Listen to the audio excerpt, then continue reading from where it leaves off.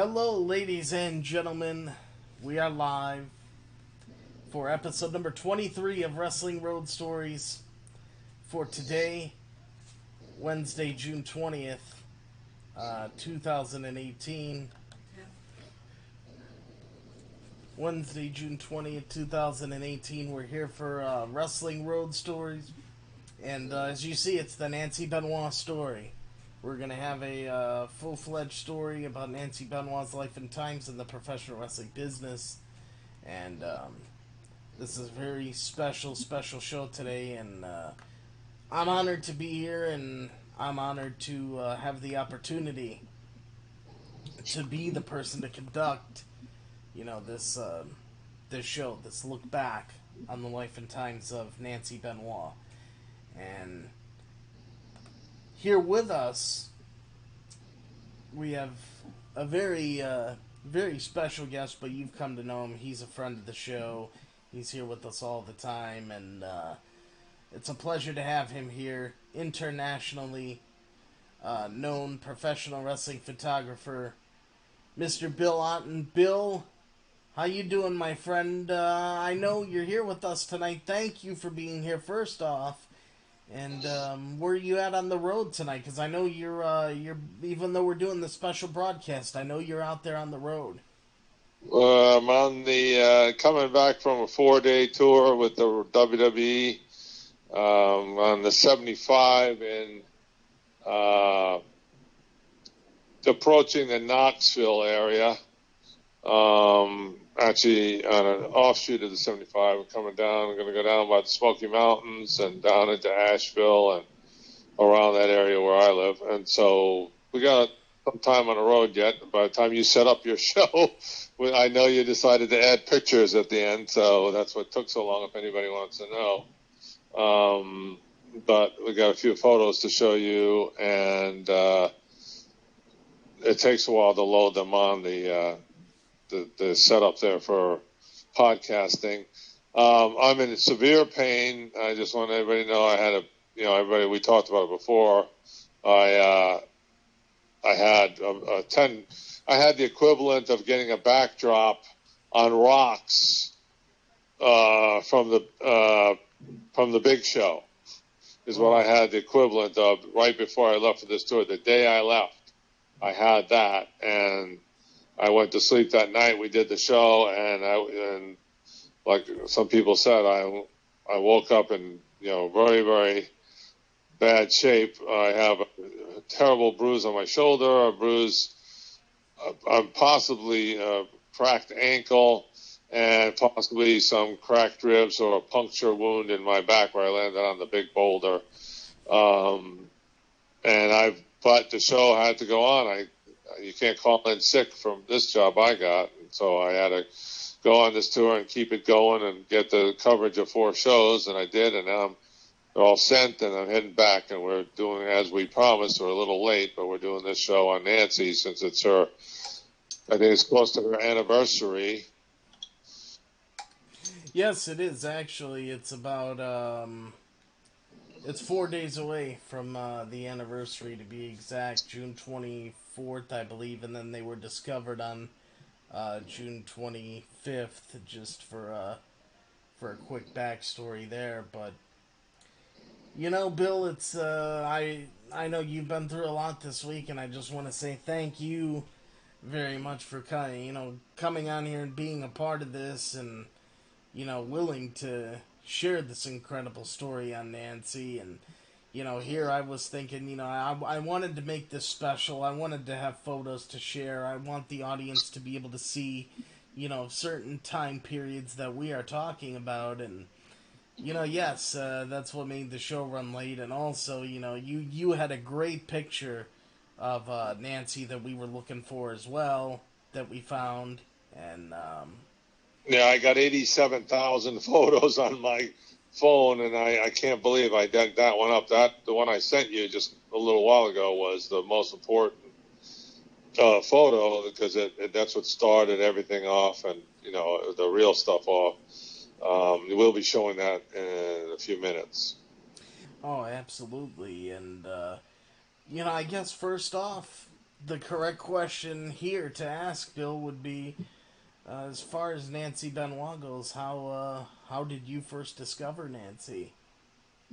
Well, first of all, not Nancy Benoit. That's the fourth name that she had. That's name number 4. So we can't really go by Nancy Benoit that much. Let's just use Nancy. How about that? Okay. Sounds And good. the thing is that these days it's different. One of the things about this little story we're doing is that it also shows the difference in nowadays compared to then a days, and the difference between how one becomes a star then, how it worked most of the time, and now how it works now. Now, if you want to be in the wrestling business, or somebody does, you basically wake up one morning and say, I want to be a wrestler, or I want to be in the wrestling, whatever. And you go to a training center and you train. You get your not the crap knocked out of you that you used to at training centers, but you get pounded around pretty good. And if you make it through that, you do their indie shows. And if you make it through their indie shows, you might get onto somebody else's indie shows. And the big hope, the only way you'll ever make any money or any kind of success is that somebody sees you on one of these indie shows, or you put in an application to to the performance center, and if they accept you, you train again the WWE way. And then if you make it through that, which a lot of people don't, then you go into NXT. You get your head banged around in NXT for a year, and if you're lucky to get through that, you might get on the main roster, and if you can even make it through that. It's a big corporate process. It's basically you decide to do it. The real way a lot of stars in the old days got into being stars is they had no idea they were going to be anything. Most really, a lot of people have aspirations or have that in their mind. Like, everybody wanted to be a rock star back in the 80s. Everybody, all the guys, everybody wanted to be this, or, they wanted to be in the roller derby, or they wanted to be wrestlers. But most people, it was just always just, well, maybe, that'd be cool, but it's not going to, they know more than likely it ain't going to happen. But it's kind of neat to think that it could. Well, the case with just Nancy is sort of a case like, I'm sure everybody knows, I'm a big fan of Marilyn Monroe. Marilyn Monroe didn't wake up one morning and say she's going to be a movie star and she's going to be this glamour queen and she's going to be dating President Kennedy and all this stuff, and that she's going to be in all these films and everybody's going to be crazy about her. Had no idea. She was a little girl. She had a terrible childhood. She had all this stuff. She just happened to be she was working in a crummy place, like some kind of a sewing place or something, making army clothes or something. And some photographer just happened to be in there, and he took her picture along with everybody else's picture. But when they developed the photos, Marilyn, who was Norma Jean back then, stood out. And that photographer just happened to go back to her and want to do more pictures and things and it started from there. Okay, so keep that in mind. That is a normal way that a big star in the day, in the right, when things were more normal than they are now, in my opinion. That's where it worked. A lot of time, more times than none. Okay, so this Nancy thing, I'm not actually off the path. I'm leading into something, I think. Again, none of this has been rehearsed. None of this has been planned. It's all off the tip of my tongue. And the big T's tongue also. And there's a lot on that, anyway. So the Nancy thing stems from actually the Orlando Sports Stadium, which back then, we've mentioned this before, they had weekly shows. They had you had for the first, I mean, almost all the general admission, you just got in. Anybody who decided to show up at wrestling and have a good time got the general admission seats. They sat wherever in the bleachers, first come, first served, but the real regular people, and it was sort of more, it was weekly, so every town had a week. Tampa had its regulars, Miami had its regulars, and Orlando, where I started back in 1980, was regular. I'd never seen anything like it when I came from New York. Originally, I moved a year or two before that from New York, and I never seen anything like having a regular show. Well, when you have regular shows, it becomes, well, what it is the first 4 or 5 rows had their regular ticket. Like, the same people were there every single week in the same seats because they had almost like season tickets. Once you were regular, you could ask for a regular ticket, and they'd give you the same seat in ringside every week. It was so much better than this stuff you got going on now, and I won't get into that. But it became like, in all the towns in Florida, it became like the ABC Lounge. It's Sunday night or whatever night you were going to the wrestling, and they went every week. It was like showing up at the ABC Lounge and running into people you'd met there over time. If you always went to drink or whatever party at the ABC Lounge, you got to know people. So it was the same way at wrestling. You got to see the same faces all the time. You got to, mingle with them. People would introduce themselves. I met so many people; it was ridiculous. I couldn't keep up with it. I had a concession. I shot pictures for the program called The Grapevine, which was a Florida wrestling program. And I somehow, because I was taking pictures for it, they asked me to sell them too. So I had a concession, to sell the programs. And I always had some girlfriend of mine or something doing it for me. And because I was running around, so even though I had the concession, and I always had, it was better to have a hot girl up there, doing it, sell more programs. So that's the setup.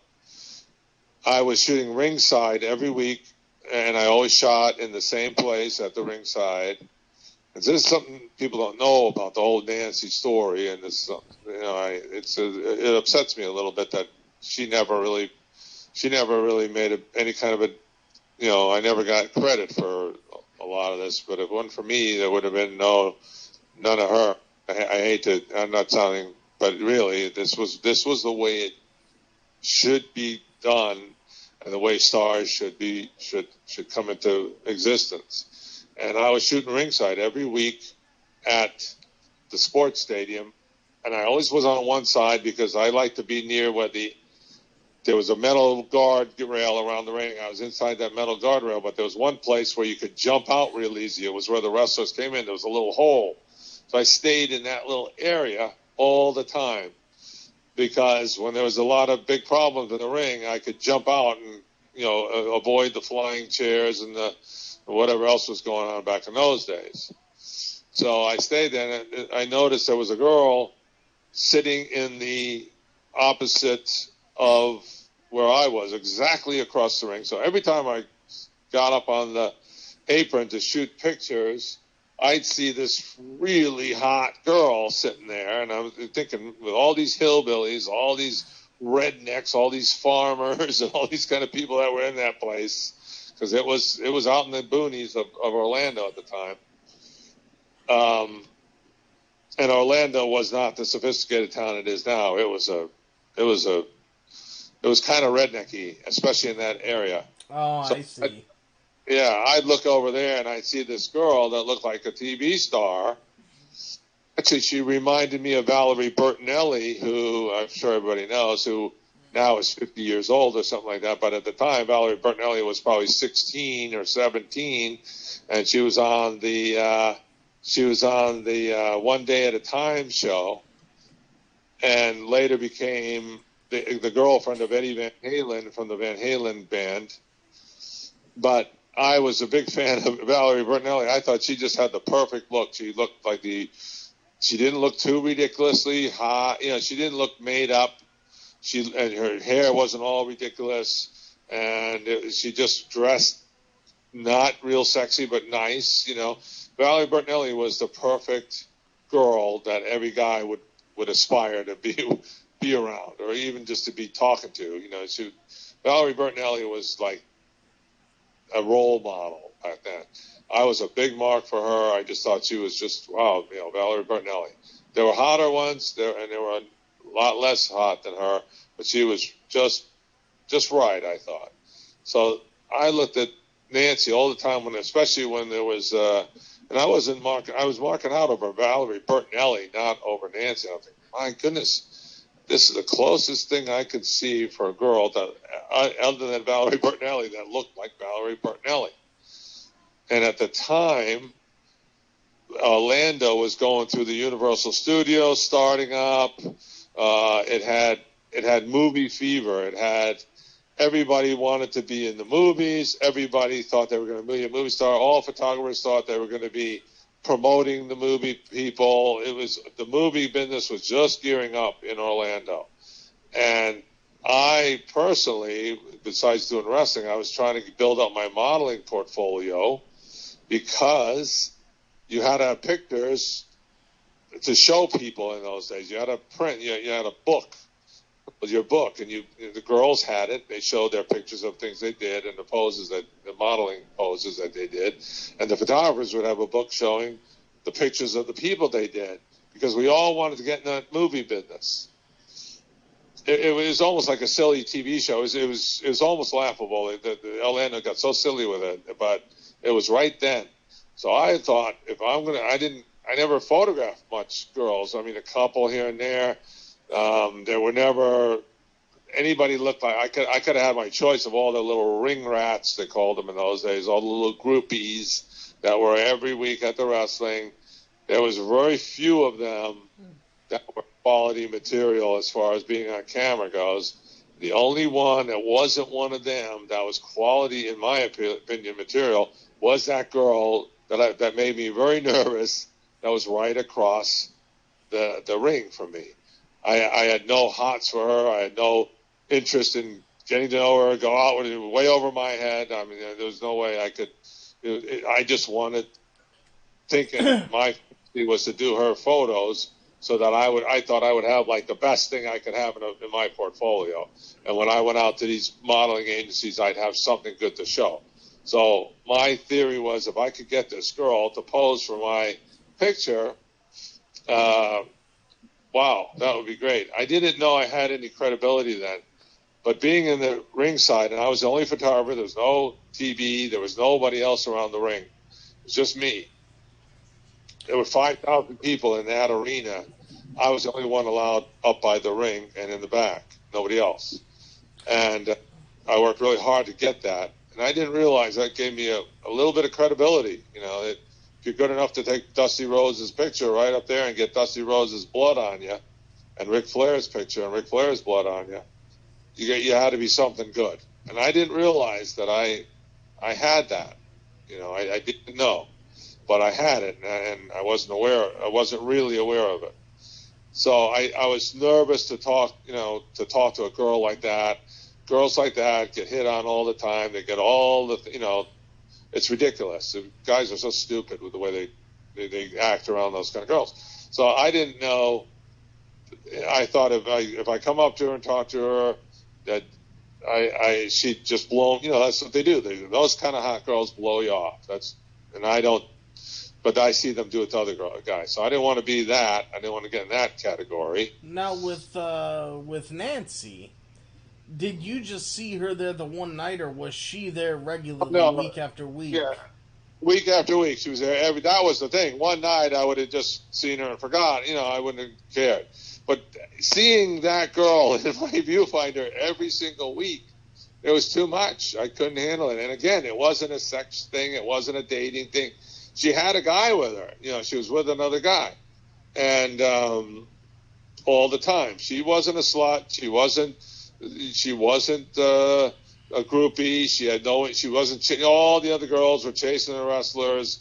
All the other girls were hot for these wrestlers. It was like almost like a rock show, like a Kiss show or something, with all the groupies in the audience with their little short skirts and their little hot pants or whatever they had in those days, with their everything showing just about. She wasn't like that. She was very, very proper. I'll say she was very proper. That's an English term from the UK, and that's what made her stand out. Nobody else even seemed to notice her in the audience because they're all yelling and screaming at the wrestlers. But the only reason I noticed her was because she was in my viewfinder constantly. She was right across the ring from me every week. This went on for weeks. So I couldn't take it anymore. I was thinking, there's no way I'm not going to go talk to her. Plus, she's got I didn't know what he was. He didn't look mean or anything, but he was there. Finally, one of my magazines came out, and I opened up the centerfold. It was Terry Funk. He was a big star in Japan. And on the very bottom of the centerfold that I did of Terry Funk from Orlando, he was standing on the apron of the ring, and they used it as a centerfold. There's Nancy's face, without just her. Nobody else, just her shows up. When my flash hit it, we used to use flash in those days, it lit her up as well.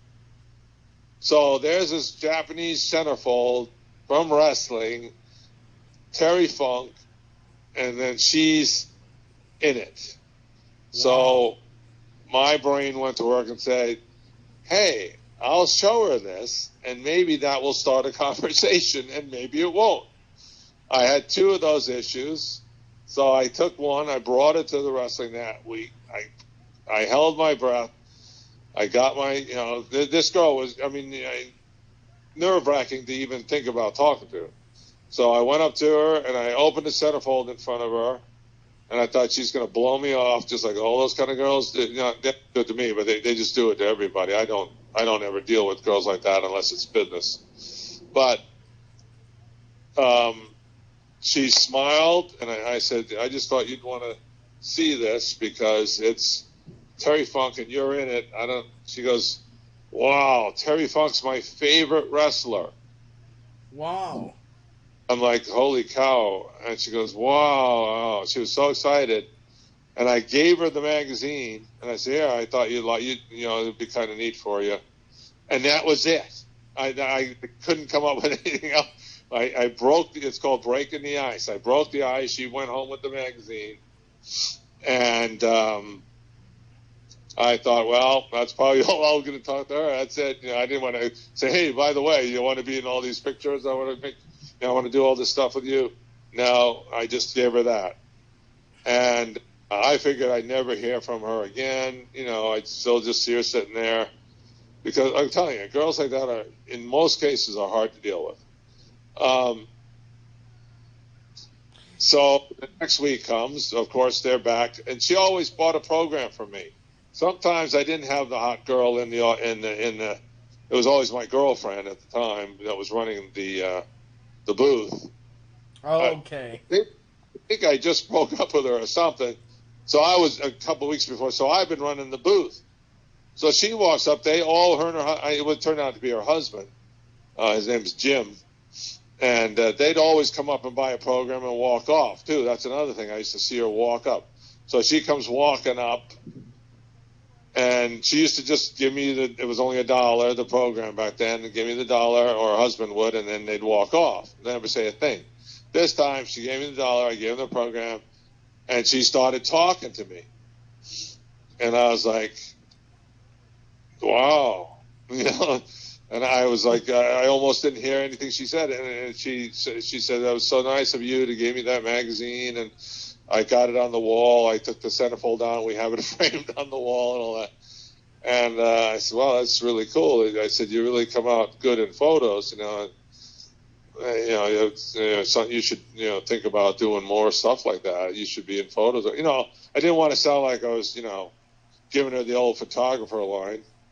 Yeah. And this is kind of a monologue, so if you want to break in anytime you can, but I don't want to be a monologue here. But I said someday, maybe you should think about doing photos. Not with me. I just said in general. So that was it. Then she went to the seat, and then we had the match, and all the blood and the gore happened, and then it was over. And then the next week came. I was at the program stand again. And actually, I didn't just break up with a girlfriend. For some reason, I decided she wasn't there or something like that, and I had to do the program. So there comes Nancy and her husband again. And instead of just handing me the $1, they stopped. A lot of people stopped and talked to me then. I was like the program stand was the place to hang out for all the regulars that were trying to socialize. And I was there, and it was ridiculous. But her hanging out was really something. And then I said to the husband, I didn't know what kind of protective guy he was, and I said, you think someday you could let her do some pictures with me because I want to get a portfolio and maybe she can get some photos. And I thought he's going, well, do you want to take, he goes, yeah, sure, anytime. He's like, yeah. And I'm thinking, why was he so agreeable? He doesn't even know me. Well, it was the clout that I told you about. I'm good enough to take Ric Flair's picture, and I'm good enough to take his wife's picture. Yeah, so immediately he's looking at it as, this isn't just some, Joe Schmo off the street, or someone that wants to be a photographer. This is the guy that is shooting pictures of these shows that we come and watch every single week, and here he's asking if, if I would let him shoot pictures of my wife. So, yeah, right there, he looks at that like, you're something big and serious. Sure, I didn't know that, and that day is when I realized I know why they're so. That's exactly what you just described. Is I knew why they said yes, because mostly a girl like that gets asked stuff all the time from everybody. She could go anywhere with somebody wanting her to do something with them, or go out with them, or talk to them, or give them the phone number, And right away, Nancy hands me her phone number. Yeah, call. Let's do it. And it's just like a simpler thing was if you're a wedding photographer and you're out there shooting, Jane Doe's wedding, and Jane Doe's friend is going to get married. You're good enough to shoot Jane Doe's wedding. You must be doing something right. They'll ask you to do theirs because, especially if they see the photos, that usually is what it is. So it's something similar to that. But the wrestling, that is showbiz. You're that's selective show business. Only a few close people get into that. I didn't realize that either. They don't. In those days, it was a total kayfabe situation. They weren't saying nothing to nobody. Okay, so anyway, so that's what happened there. And she shows up. When we start talking, she gives me her phone number. And we talked on the phone, and Jim, her husband, is a really good guy. He was a meter reader for a gas company, and she worked in some kind of an insurance or maybe even a factory. I mean, I'm serious. It was just like Marilyn Monroe. I think it was a factory of some sort in some little shit town in Florida, and she,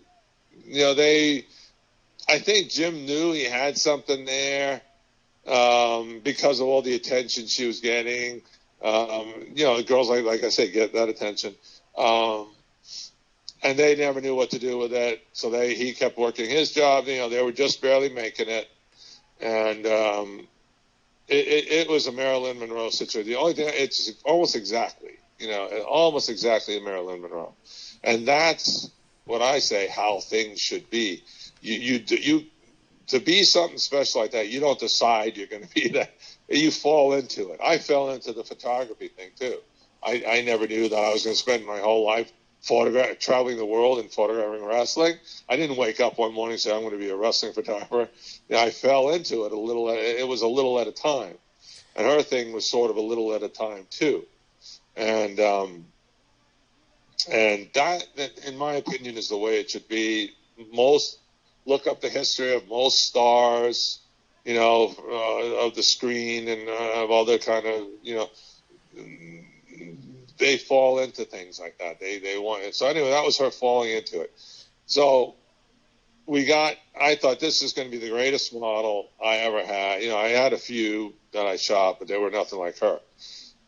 But I actually I had a condo at the time in Orlando, and I set up my studio in the condo. I had all the backdrops and the lighting right in my living room.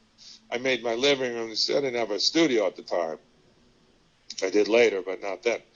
So her and Jim came over to my studio, my living room, and they came in, and she brought some clothes and everything, and she posed for my pictures, and I did really good quality film. You know, it was film back then. Mm-hmm. And I did, you know, really good, you know, decent lighting for what I knew then. I didn't know that much about lighting and all that, but it was a little, you know, I mean, she didn't know what she was doing actually, and I didn't really know what I was doing either with that kind of thing. I was nervous, she was nervous, and we got these pictures, and I thought they were really good, and they thought they were really good. You know, you had to go print them. I printed them in my dark room. And I did black and white color, and I thought, wow, I really got something here. And she came out. If you saw any one of the pictures, you'd say, wow, this is a good picture. But what I didn't realize at the time was that until I showed them to another photographer, that every photo it looked like the same shot of her, but it was in a different place, you know, or a different pose. But her face was the same in every single picture. And the guy I showed him to said, well, I said, look, he goes, well, you think you got this great model there? You need to get another model. He says, every one of these shots, she looks the same. And that's what I realized. This girl's not not everybody thinks they're a hot kid, and a cute kid is going to be great in front of the camera, but it's not that way, you know? And I guess it's not that way with girls or guys that are hot, that look hot, you know, when you see them. They can't all perform, you know what I mean? Yeah. So then when they came the next, you know, I didn't, you know, fall. That was good enough. I had those photos. I kind of like lost interest, you know, because of that photographer, what he said. And my pictures were really done well, and her any one of those poses she did was well. But all together, which you need a portfolio, you need a variety of looks. There was no variety of looks. So when he pointed that out, at that point, did you take a close look at the pictures, and did you think to yourself like, oh shit, he's right? Yeah, that's what I did, and I'm thinking, oh no. And then every week, you know, they were into it. You know, they saw some, you know, I think in the back of their minds, they knew that she had something, but they never, like I said, never knew what to do. They saw an opening, an opportunity through me to get at least some photos, you know. And so they kept asking, you know, do you want to do more photos and all that? And I kind of wasn't all that interested anymore, you know. So I was ready to go on to the next one. And nothing against them. We still were friends. I got to be friends with them. And if nothing, but they were really hammering me for the photos. And good. I mean, at least they were aggressive, and they were seizing an opportunity. And I didn't know that. I just thought that they were kind of a pain, you know.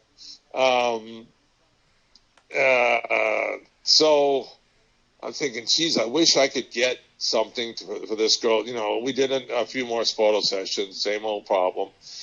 I said, I wish there was something I could do to get this girl something, because you could tell she really wanted to be something. So what nobody knows, it's almost totally not known, but this is something I'm going to bring out that what was her first big thing, and it's not the picture you have, actually. I just thought of it. I started doing, I don't know if you've seen them, they're probably before your time, but they wrestling, Sports Review Wrestling, the magazine used to do a thing called Apartment Wrestling. Oh. And it was girls, kind of working it for the camera. They weren't really wrestling. and they were in their little bikinis, and it was a way to sell magazines, and they were fighting each other in the magazine. And I asked I shot regular wrestling for that, and I asked the editor, I said, hey, I want to do some of that apartment wrestling, you know, it looks kind of fun, you know. And he goes, well, you got to get some hot girls, take the pictures, and we'll approve it or disapprove it. So, hey, who's the hottest girl I know with the best body? Nancy, right? She's got that mean look, you know, couldn't smile with the crap. But, hey, if she can't smile, she's got a mean look, she might look good in these wrestling pictures, and she knows wrestling. So I got with her at the show. I showed her the magazine. I said, look, I'm going to try to get my first article for this. You know, I have millions of articles for wrestling. I want to try to do this apartment wrestling. I think it'd be kind of cool. Are you interested? Could you have a friend? Because I didn't know anybody. I wasn't going to set her up with another girl to beat. You know, you got to know the person you're wrestling. So she goes, yeah, I got a friend. Yeah, I'd like to do that.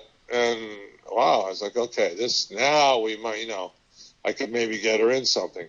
So we did the pictures in my condo again, and in the living room, and we made it an apartment. She wrestled this girl, you know, kind of, you know. Mm-hmm.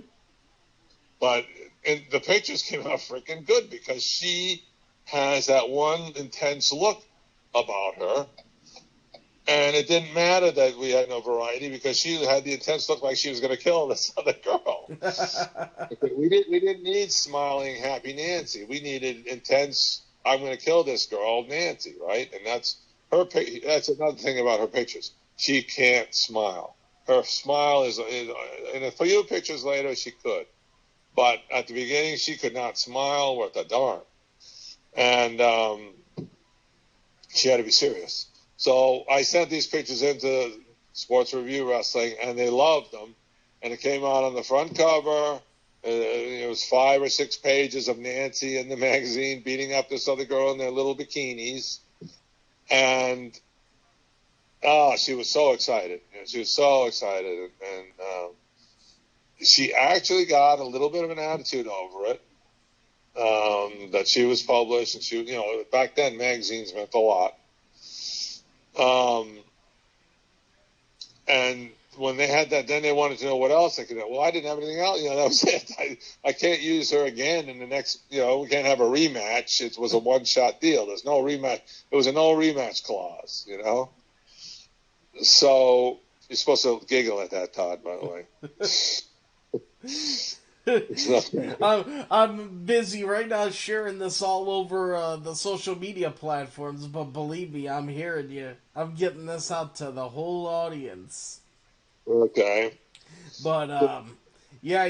So, well, anyway, so I didn't have anything else for her at the time. Some other radio DJ kind of let her, you know, wanted her to do Penthouse, and because she had such a great body, and you know, led her down that, like, oh, he could do this, get her set up. You know, he had clout because he was a radio DJ, one of the biggest in town, who met her somewhere at a bar. You know, they used to go out and, you know, see band. You know, the thing then, you went to see the rock bands play. You know, and they went somewhere, and the DJ from the rock station saw her and tried to talk her into doing this Penthouse stuff, and he was full of crap, really. I mean, totally full of crap. And they told me about it, and, you know, I'm like, oh my God, you know, I don't know. And she said, well, it's something, because, you know, I didn't have no more wrestling stuff or no more other kind of modeling, and so she was going to do this Penthouse stuff, and that didn't turn out too good. They got, you know, there's so many people that, like I say, all these guys give these girls all kinds of crap, full of crap, you know. So I turned out to be the only legit guy that they ever ran into, and I'm not bragging about it, but I don't play no games. I don't try to be somebody I'm not, and I don't try to, you know, to throw the bullet at people just to get them, you know, whatever. I tell it like it is. I was a straight shooter, and that's why in wrestling, I'm trusted, because I don't pull no punch. You know, I don't do no crap. You know. Exactly, and you know what? I know you to be That's, that same guy that you just described. You're always straight up, you're honest. Well, I'll tell her like it is. The problem is some people don't like it. Why do you want to tell somebody that their food that they just invited you over was the best thing you ever had when you hated it? That's lying. Why do you want to? I mean, you don't want to break. But if somebody asks, I wouldn't normally say anything. But if somebody asks me, hey, how did you like that? That turkey or whatever, I'll say, I could take it or leave. I can't say I loved it if I don't. You know what I mean? Exactly. I can't. It just is not. I don't know if I was brought up that way or what, but it's not in me to do that. A lot of people, they tell you what you want to hear. Well, Nancy knew that about me somehow. I never had to tell her. They just knew. She's real. Girls like that are very intuitive about other people. And she trusted me completely. And somewhere along the line, I was doing a lot of stuff with Billy Jack Haynes. Get ready, because this is when we. And this is how things happen. Billy Jack Haynes asked me. He says, he used to mess around all these little girls and stuff. Not little girls, but the groupies and the little sluts. I mean, it was a slutty time at the wrestling. Let me tell you. But they're skanky. A lot of those girls. Some of them were all right. But he didn't want, he wanted a couple girls. He said, I need a couple girls who can pose with me that look good so that I can look good. And I can look like the stud that gets all the girls. He did anyway, but he wanted to get better girls than he was getting, Yep. I mean, he wanted to look like he was a good-looking guy with a hell of a body. He wanted something that could match him in the pictures, some girls, the double bicep pose he wanted to do. So, guess what? I thought of Nancy. Right? Yeah. But I needed two girls. Because one on each arm. That's what he asked me for. I had to have them by the next week. So Nancy, of course, is ready to go. She already was, ready to roll. I said, let me find another girl. So another thing I used to do was shoot rock bands. I loved doing the concert, the big, the Rolling Stones, whoever was coming through at the time. I shot all that. I didn't get a nickel for it, but I got to go to see the show. You know what I mean? It was for a local publication that was given out free, like when the free newspaper kind of thing. It was that, and I was in this club, a rock club. Everything was rock clubs. It was before disco, and it was before all this rave and all this other crap that they got now. And it was rock bands. I mean, they were all Def Leppard kind of band. They wanted to be the hair bands back in the 80s. This was mid 80s or so. They wanted to be that rock, that hair band. Everybody wanted to be. So of course those hair band guys with the blonde long hair. And the perfume or cologne that was a big thing. You had to wear a special cologne, and you smelled and looked like a French whore. And that made girls that were hot like you, and all the hot girls were at the rock bands. So I'm shooting this rock band, not realizing there's some girl watching me shoot in this club. And when the break comes, and they had to take a break, and then they sell more drinks or whatever, and food or whatever they were selling there. This girl comes tapping me on the shoulder, and it's I mean, she's better than Nancy, I'm like, holy cow. So I'm thinking, how come this girl is talking, why, I'm just a regular guy, why is she talking to, I'm thinking, what the hell does she want? She goes, are you a photographer? I said, I think I am. I'm trying. She goes, you must be. You're shooting, whatever the group was. She goes, same thing. Even though this was just a local band, but a good one, I was allowed to shoot in that club. I was the only one, and the band was obviously posing for me on stage and stuff. Mm-hmm. When she saw that, she was a groupie and wanted to go out with a band or whatever. I was good enough for her. And she says, well, I've always wanted to be a model, boom, boom, boom, and before you know it, me and her are friends, just like Nancy. And I mean, that night we got to be great friends. I mean, the way to get over with these girls is you be their friend. You don't touch them. You don't try to touch them. You don't try to ask them for a date. You don't talk sexy to them. You don't tell them they look good. You don't tell them all the other stupid stuff that these guys tell these girls. You be their friend. And they need friends who are guys bad. They can get a date anytime they want. Everybody's asking them for dates. They don't have friends who are guys. Okay, you be their friend. So me and Linda headed off as their friend, as friends, and we got along great. And I said, Linda, I've got a thing. I need somebody to pose at wrestling.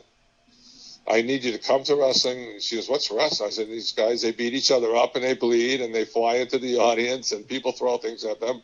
It's a pretty fun time. She goes, okay. So I get her down there, and Nancy's, of course, there ready. We go into the back, and Billy Jack's ready in more ways than one when he saw these two girls. I mean, this is a horny man, So anyway, he was good. He was really good. And we got the pictures with Nancy and one on each arm. Linda, who's really a dancer. And she was a rock groupie at the time. Now, we're still friends, by the way. And she's out of all that now. But, I mean, that's how a lot of those girls made money. They make easy, good money just performing on stage and get a lot of tips. It was good, easy money. So I don't judge anybody by their profession. She wasn't, she just was a dancer. That's all. But dancers are very good in front of the camera. They're good posers. They got to look good up there, and they got to know how to have these men, pay money for them, to see them.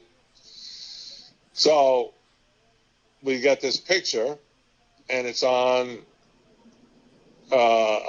it winds up on I send it to the program, to the Grapevine. Now is the time, if you can find it, to bring up the Grapevine picture. I've had it up. I've had it up ever since you brought up Billy Jack. It's up here and okay with the two girls. I'm not seeing any of this because I'm only on the phone. So that picture comes out, and it gets all. That Grapevine was all over Florida, only Florida. And so just so the fans know, because they may not know, because this is in Nancy's early days. Which one was on the right and which one was on the left, so that way everybody does know 100%. The left is Nancy.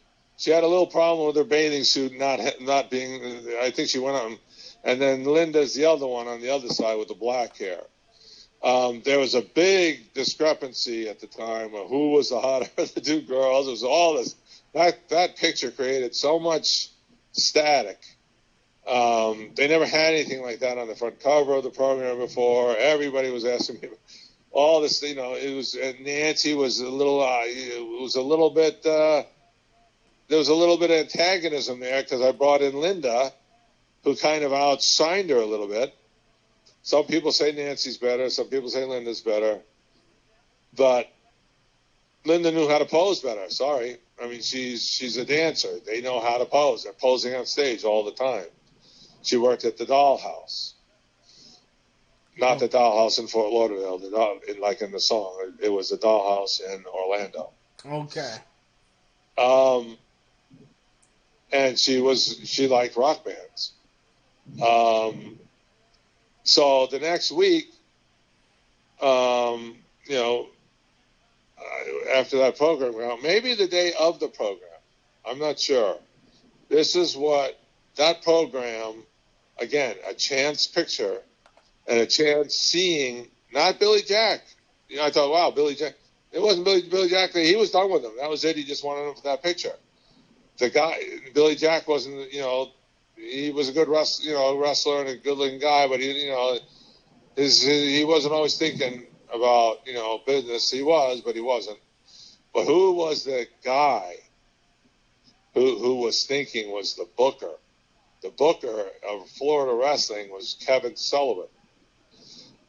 and he had turned weird. He had the best heel turn of anybody I've ever seen. It just went weird. It took him weeks to turn into this devil guy, to this satanic guy, right? He's really not, but hell of a, what a turn. He had just turned, not that long on. He was just starting this real Kevin Sullivan run as nasty old Kevin Sullivan, satanic, bully boy, horrible guy. He was also Booker. He was in charge back there. He called the shots. And I was out of my program stand, and somebody came running up to me. It was the next week after that came out. And somebody said, Kevin Sullivan wants to see you. That usually meant you're in trouble for I did something. I'm like, holy cow. What is Kevin Sullivan? What the hell does he want? I was sweating, thinking, oh, my God, what did I do now? Kevin Sullivan wants to see you in the dressing room now. And I'm like, holy cow. So I go back there, and I'm all nervous, my palms are sweaty. And he sits me down. He goes, Bill, sit down. And I'm sitting, and he sits on the little, what a horrible dressing rooms they had in those days. I'm in this men's smells like dirty socks kind of locker room, And there I am with Kevin, and he goes, what's this? And he pulls out that program, and he hands it, and it says photos by me. I think it says on the cover. That's how he knew to call me. I think it says that. I'm not sure. But he says, what's going on here? He goes, what's going on? And I said, we're just trying to make Billy Jack look good with these girls. And he goes, and he was having a feud at the time with Billy Jack. He was wrestling Billy Jack. That was they could take that on the, all around the state, that same match, for weeks. They'd have a DQ, then the next week they'd have a count out, then it would be stopped because of blood, then it would, it was forever before they got a real finish, right? So they carried these things on for a long time. And he goes, look, I got to, he says, here's one, he says, next week, he goes, bring me these girls. Just like that. Bring me these girls. So I said, okay. He says, I said, what are you going to do? He goes, I'm going to, what do you call it? I'm going to take them away from Billy Jack. I'm going to, what is the word? Steal them. There's a word. Kidnap them from Billy Jack. Oh, he wants to abduct them. Yeah, I'm going to abduct them from Billy Jack. It's going to be a new storyline. I'm going to have his girls, and then we're going to fight over the girls, forever. Because the thing with Billy Jack and him was a good, it was good. It was a nice, happy, smiling Billy Jack, waving, and there's the evil, devilish Kevin Sullivan. It was a great match. But now it was even greater because he was going to steal Billy Jack's girls. Everybody just saw them in the program. They figured that was Billy Jack's girls, So I called Nancy and I said, look, you'll never believe this, but Kevin Sullivan wants to use, I thought he wanted to use them in pictures. And he did say, we're going to do something in the magazines. He says, we're going to, he does slow things, He says, we're going to do this through the magazines, he said. Bring me these girls. I had no idea exactly what he's going to do. I said, Kevin Sullivan wants you and Linda. And she didn't like when I said Linda. There's animosity. Hot girls have animosity to each other.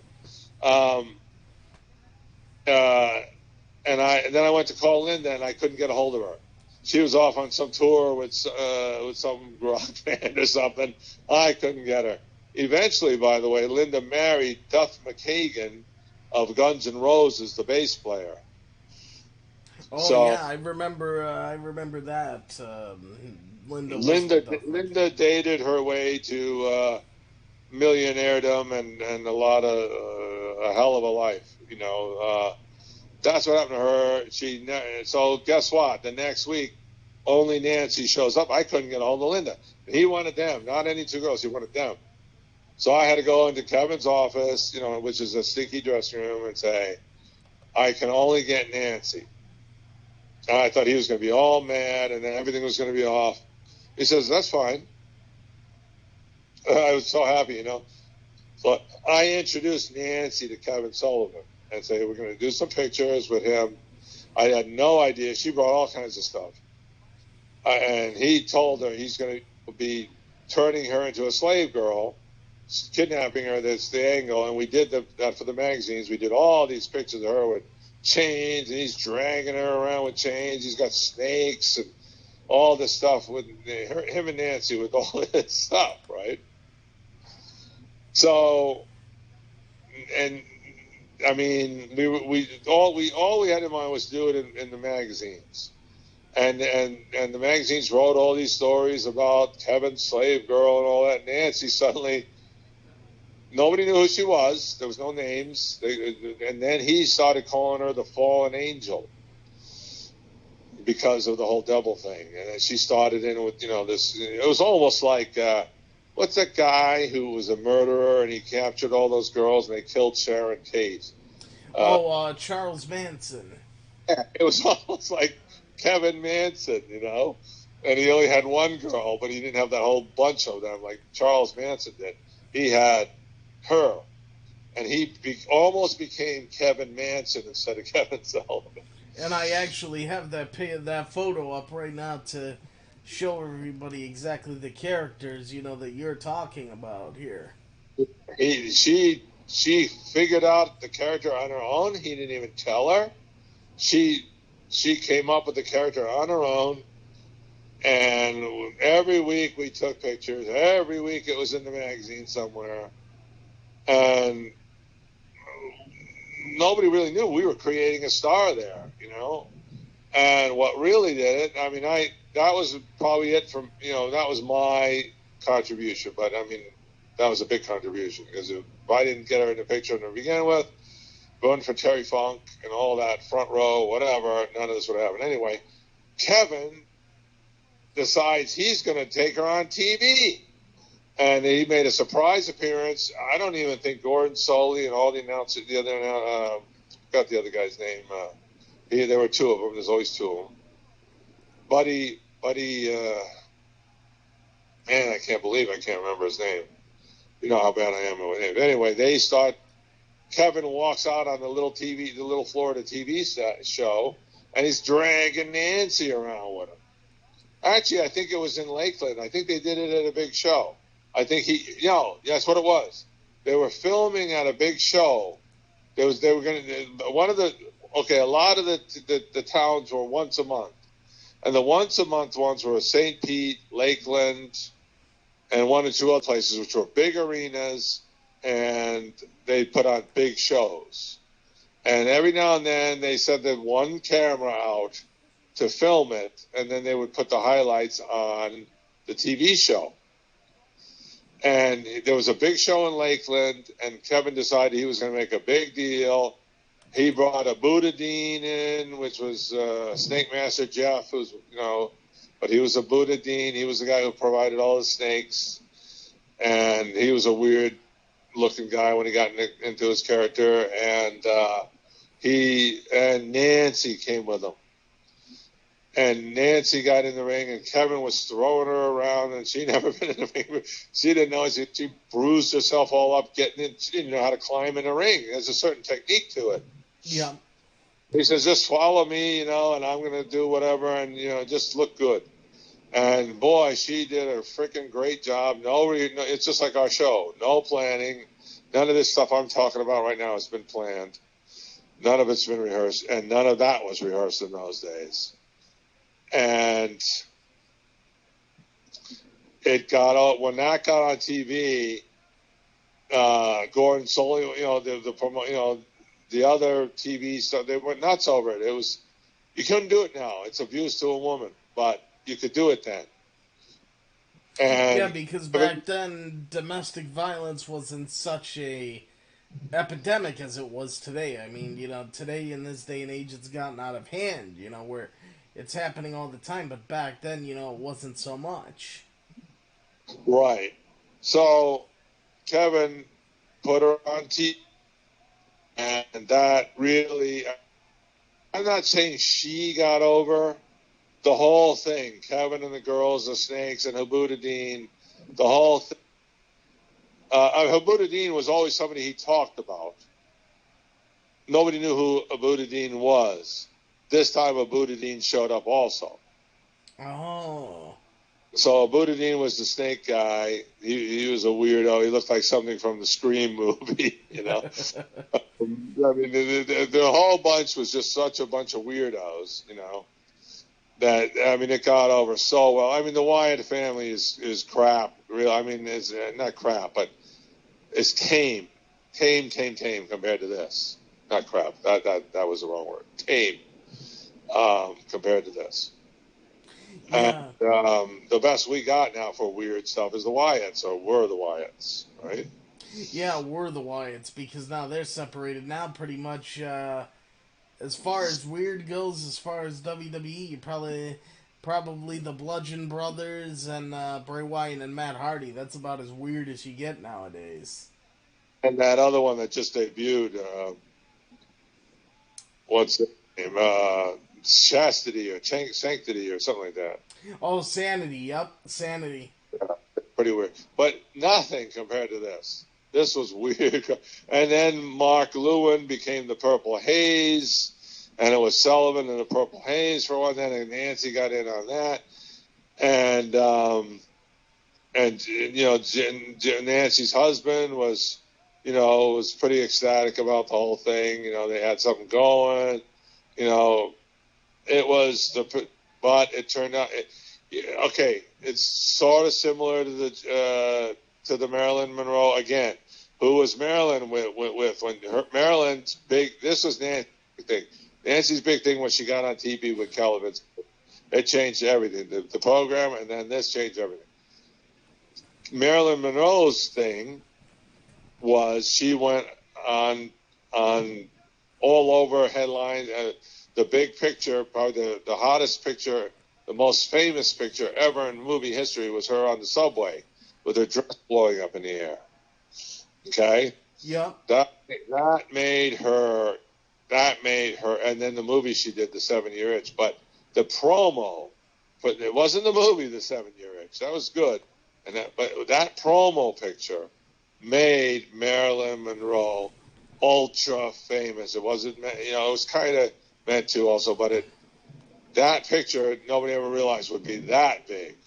It's still selling. I mean, it's the hottest stuff. The Farrah Fawcett with the hair, and then the Marilyn Monroe was number one. I mean, that picture made it. So this was very similar, again, to Marilyn Monroe. Nancy's life changed. What happened? Marilyn Monroe was dating, or actually married to, the baseball player. Joe DiMaggio. Joe DiMaggio was not too thrilled about Marilyn's underpants showing. Actually, they were see-through underpants showing to 2,000 people screaming their heads off watching that photo being done in the middle of the night in New York City out on 52nd Street. Right? I mean, yeah. there was, and I sent you that. I visited that spot a couple of weeks ago, maybe a month ago, because that's the one mark thing I haven't done with Marilyn Monroe. I visited that spot where she did that picture. Anyway, that changed things between Marilyn Monroe and Joe DiMaggio. This became something that was going to change things between Nancy and her husband, Jim, who were childhood sweethearts. They'd known each other since they were in school. And it was a childhood Romeo and Juliet marriage. You know, she was so protective over him. Well, Joe DiMaggio didn't like that picture. Jim was, you know, not liking the attitude Nancy was giving him when she got on TV. Ah. It wasn't bad, but, you know, I could tell there was some friction there. Some people got out, you know, you got to know how to handle your stardom, you know. She was getting to be a little bit of a star. And when the girls lose their loyalty sometimes, I'm not saying all of them, and nobody get mad at me. They lose their loyalty a little bit, and so do men. When there's something big can happen to them, it becomes about them. You know what I mean? And Nancy's a great person. I mean, she was, me and her are great friends. I mean, she really nice person, but she had that. It's almost an evil. Stardom is almost an evil. It's almost a possession. And Kevin decided he was going to go on the Von Erichs tour, and he took Nancy with him. The Von Erichs were going to have him on a tour because you could go between companies in those days, and he took Nancy to Texas. And Jim used to go everywhere with her. It's almost also like the Rockstar. There's a movie called Rockstar with the girl who. I'm so bad at names. This is so famous. The hot girl. She's 50 years old now, but she's still so hot. She's on all the commercials. Jennifer Aniston. Yes. It's like that movie Rockstar. Jennifer Aniston, is the rock star's girlfriend. He turns into a rock star, and they don't want the girl around it. They were childhood sweethearts. He's got Jennifer Aniston as his girlfriend, and the rock people don't want her around because she's ruining his big sexy image, where people are going to, you know what I mean? The rock star's got to be the one that girls want. They don't want to see him with a hot girl that's hotter than them. So Jennifer Aniston became Jim, her husband became Jennifer Aniston in the Rockstar movie, and he became the baseball player. Joe DiMaggio. You're going to always have to. I just don't do good with names.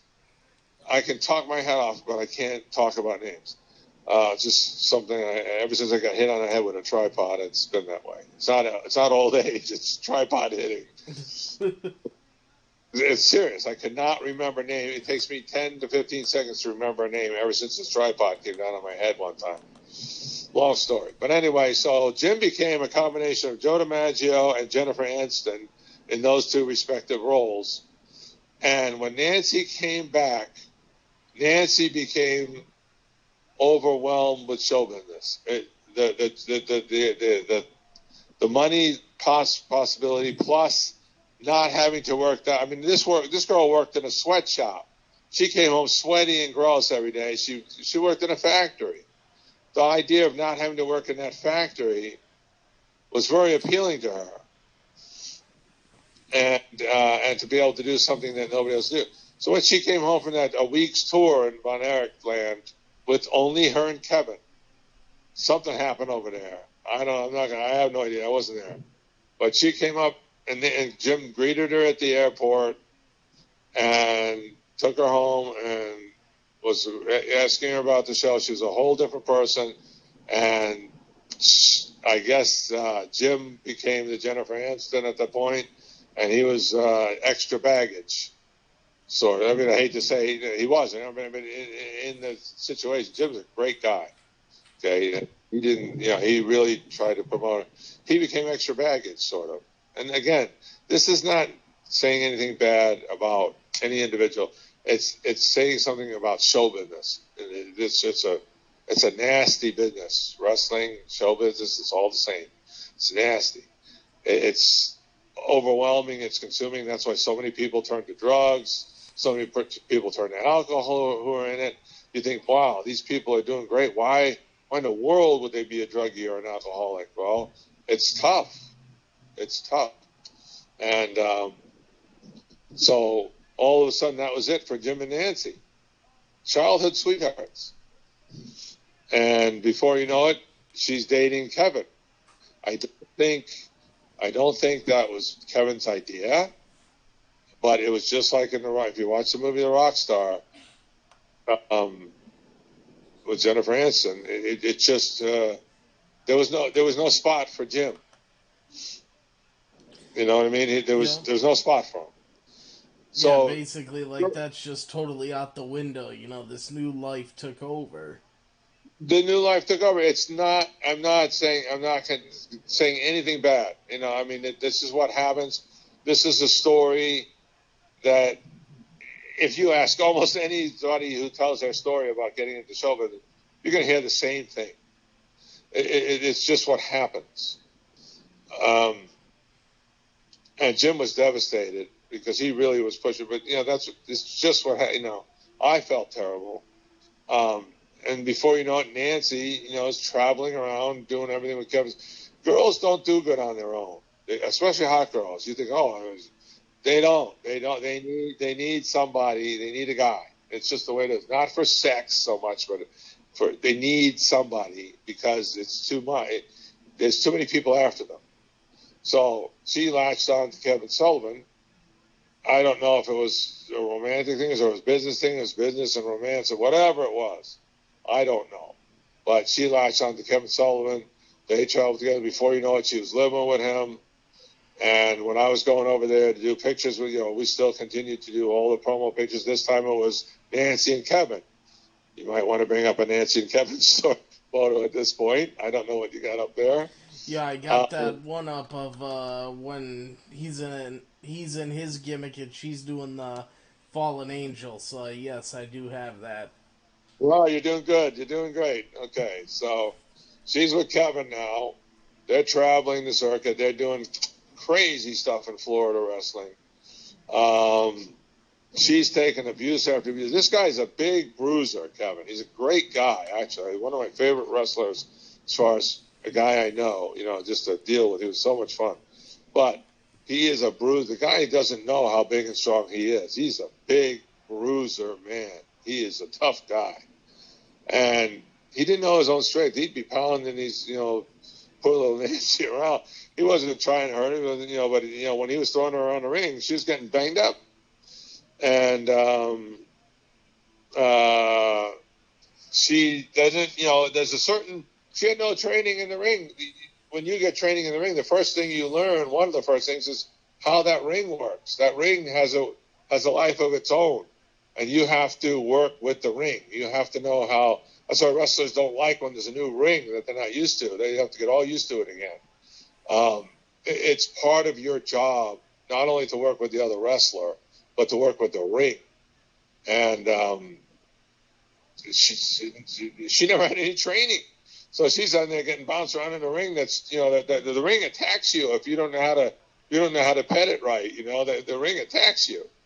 It's like a guard dog, and that thing's dangerous. It reacts in certain ways to the way you move in it, and she was getting pounded around pretty good with that ring, and so she had to fight she had a little bit of a deficiency because she got bruises very, very quickly, very easily. Oh, and she was constantly having to do makeup on the bruise. When you put your leg on the apron of the ring, they had no steps. A lot of them in those days, they had to get up in there with no steps. I don't understand that, but they didn't know. So when you'd have to jump up and put your leg on the ring, and you'd hit your knee or your calf or your thigh on the apron of the ring in the corner, and it would make a bruise. The wrestlers knew how to do it. She didn't know how to do it. Before you know it, her legs were so bruised up just from getting in the damn ring. Oh, that's horrible. Yeah. And so this thing with Kevin went on and on and on. Nancy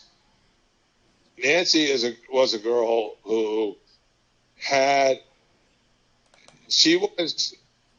needed somebody, like every hot girl needs somebody, but she also had an independence about her, and she was feisty. She she knew, you couldn't put one over on her, she was pretty street smart, and she didn't take a whole lot of crap from anybody. And again, I guess after a while, her and Kevin, were at odds a little bit, because the Sullivan, they all have their own way of thinking of how to do it. Yeah. We did another art. Kevin came up with one thing. He came up with before they were really like that. It was there was slow times in wrestling. There was actually seasonality in wrestling, in this local wrestling. There were times when there wasn't as big of money. You know, you got your money depending on the crowd. When the crowds were smaller, you got less money. So Kevin wanted to come up with something that would be in what we could do with Nancy and me, because they really like me. And when you get to know me, I don't know. I get over with people. I don't try to, but I do. And Kevin says, what can we do? You know, whatever you want to do, Bill, you know. And I said, well, I don't know what to do. I really didn't know. So Kevin calls me the next week. He goes, come on over here. I got an idea. So I have to go over to Daytona Beach on his beachfront condo. He goes, I got an idea. He goes, what? He goes, we're going to do the private photos of the fallen angel. Okay. And I've always wanted, you know, now mail orders, you know, eBay. There was no such thing then. You know, you had to put an ad in the paper or ad in the magazine. There was no internet. There was no place to put ads. You paid for an ad, and you put it in. And if people would send you the check or money order or whatever, and you'd send them a product. So our product was going to be the private photos of the fallen angel, meaning that these were secret, kind of sexy pictures. They weren't naked, but they were sexy. Going to be, and it would be from her private collection of real. You know, they were real photos. Real, you go to the photo lab and get prints photos. That's what they were. They weren't repros. They weren't printed. They were photo lab photos. And I actually have 4 of these photographs as like you know, like a little bit for fans to preview, you know, what you're talking about here. So I got 4 of those shots. Yeah, those were more now. In these shots, you'd say, "Wow, she's a pretty good model." She actually could smile a little bit by then, okay? But she was making money, you know. She was in the limelight. She could smile if she needed to. Still was a serious most of the time, but a couple of those you might see a little bit of a smile coming on. And we had some sexier ones, but nothing showing, you know. And we put an ad, and that made a big, you know. Boy, people were like, "What in the world is it?" You know, they thought they were going to see these naked. You know, everybody was happy. You know, with those photos. They sent us the money. I split it with Kevin and Nancy. I've always wanted to be in the mail order business, and that was my entry into it. I wish I would have followed up on it with all the eBay now and everything. My goodness, you know, we could have. You know, I could have followed that up with a great mail order business from day one of eBay. Because I had experience then. That's something I want to do now. Anyway, I'm just scrambling. But so we had that business going, and then we wanted to come up with some other things where we could do a magazine thing and lead into a TV thing. And Kevin comes up with the idea that Nancy don't want him anymore. She's kicking him out. Kevin becomes like an alcoholic. We had all these articles where Nancy's throwing him out the door, you know, and Kevin's hand is trying to get in, and it's almost like The Shining, you know, and then she's closing the door on his arm and all this stuff. It was like them they were splitting up or something, you know. Yeah. Unfortunately, it turned into a bunch of articles that were kind of coming true, and Nancy and Kevin started. You know, I don't know. I hope that didn't cause, you know, but they started, you know, the show business. It's hard to go on and travel again. You know what I mean? There's a lot to that. So there was tension between them. And then they went to WCW, I think, or did she go to ECW? I don't know which one she went off on to. I don't know if ECW was first or WCW was first. Yeah, I know she was in both. I can't remember which one was first either, but I know. She disappeared for a while. And I think she was still living with Kevin and all, or she might have been out of Kevin and moving and living with her parents. I don't know what the deal was. But I was on an airplane coming from a WWE show, and I see some girl sitting down next to me on the plane, just random, you know. I thought, oh, okay. I wasn't paying attention. I was reading a wrestling magazine or something. And I look up, and it's Nancy. She just happens to be on the same plane. I was transferring planes. I was sitting on the plane because my plane had to take off again. I think I was coming from L.A. It's from some kind of show. Transferring in Philly and then going back down to Florida. And who comes and has the same seat? Now, this is one of the coincidences of wrestling. I got a few of these coincidences. We'll have to do that on another show. But it's Nancy. She's sitting next to me on the plane, just random seating. There she was, next to me. And I hadn't seen her in a while. And I'm like, what are you doing? And she goes, I'm working with something called ECW. I didn't know what ECW was. It was strictly Philadelphia. I wasn't covering it. And she goes, I said, well, what do you do? She goes, I go in with the Sandman. I'm like, who's the Sandman? And I light his cigarette. I light his cigarette. I give him beer to drink before his match, and they show it on TV. And I'm like, kind of an athlete. This guy's supposed to be an athlete, right? Is drinking beer and smoking cigarettes before he gets in the ring. He goes, she goes, you got to come up. It's pretty cool. You got to come up and see it. I couldn't imagine, So I actually flew up there at her request. I asked if I could cover that show. She was going to manage the Sandman the next week or whatever the next tapings were, and I went up there.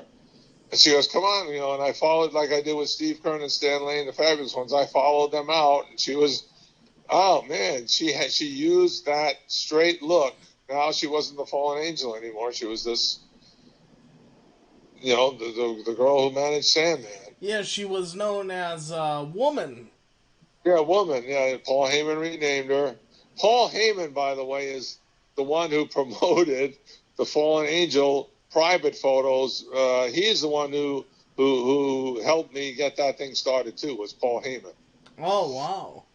So that's how he kind of found out about Nancy. Paul Heyman did, and then he hired her in ECW. Again, I don't know the sequence. This is a long time ago. And she was the Sandman's manager. She got over huge as the Sandman manager.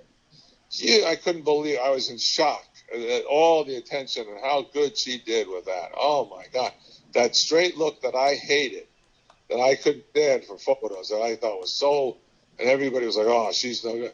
She put that one look she had and that one straight look to work, and she had that look. She didn't change her expression at all when she came out with the Sandman, and she had an easy job. All she had to do was look good and light a cigarette. Yep, I got that photo up right now.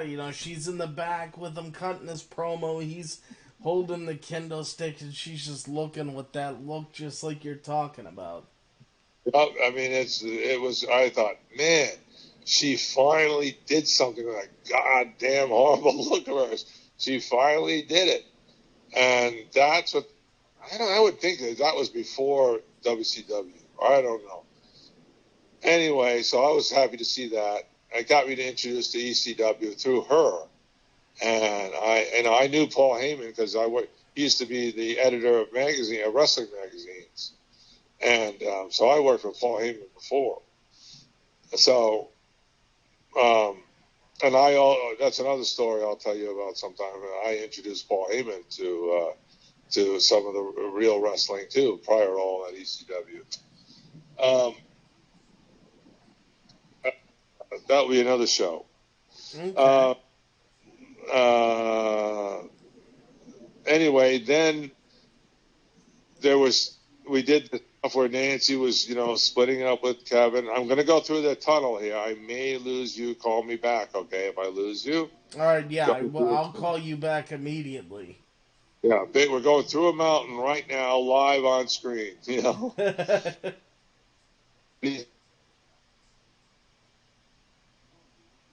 Let's see.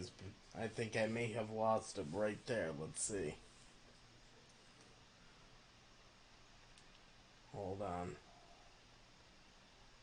Let's see. My phone is still showing connected as of right now. Maybe I just lost the audio. And it'll come back when he... Alright, there we go. Now it dropped out. Alright, let me call him back. Let's get reconnected with Bill here.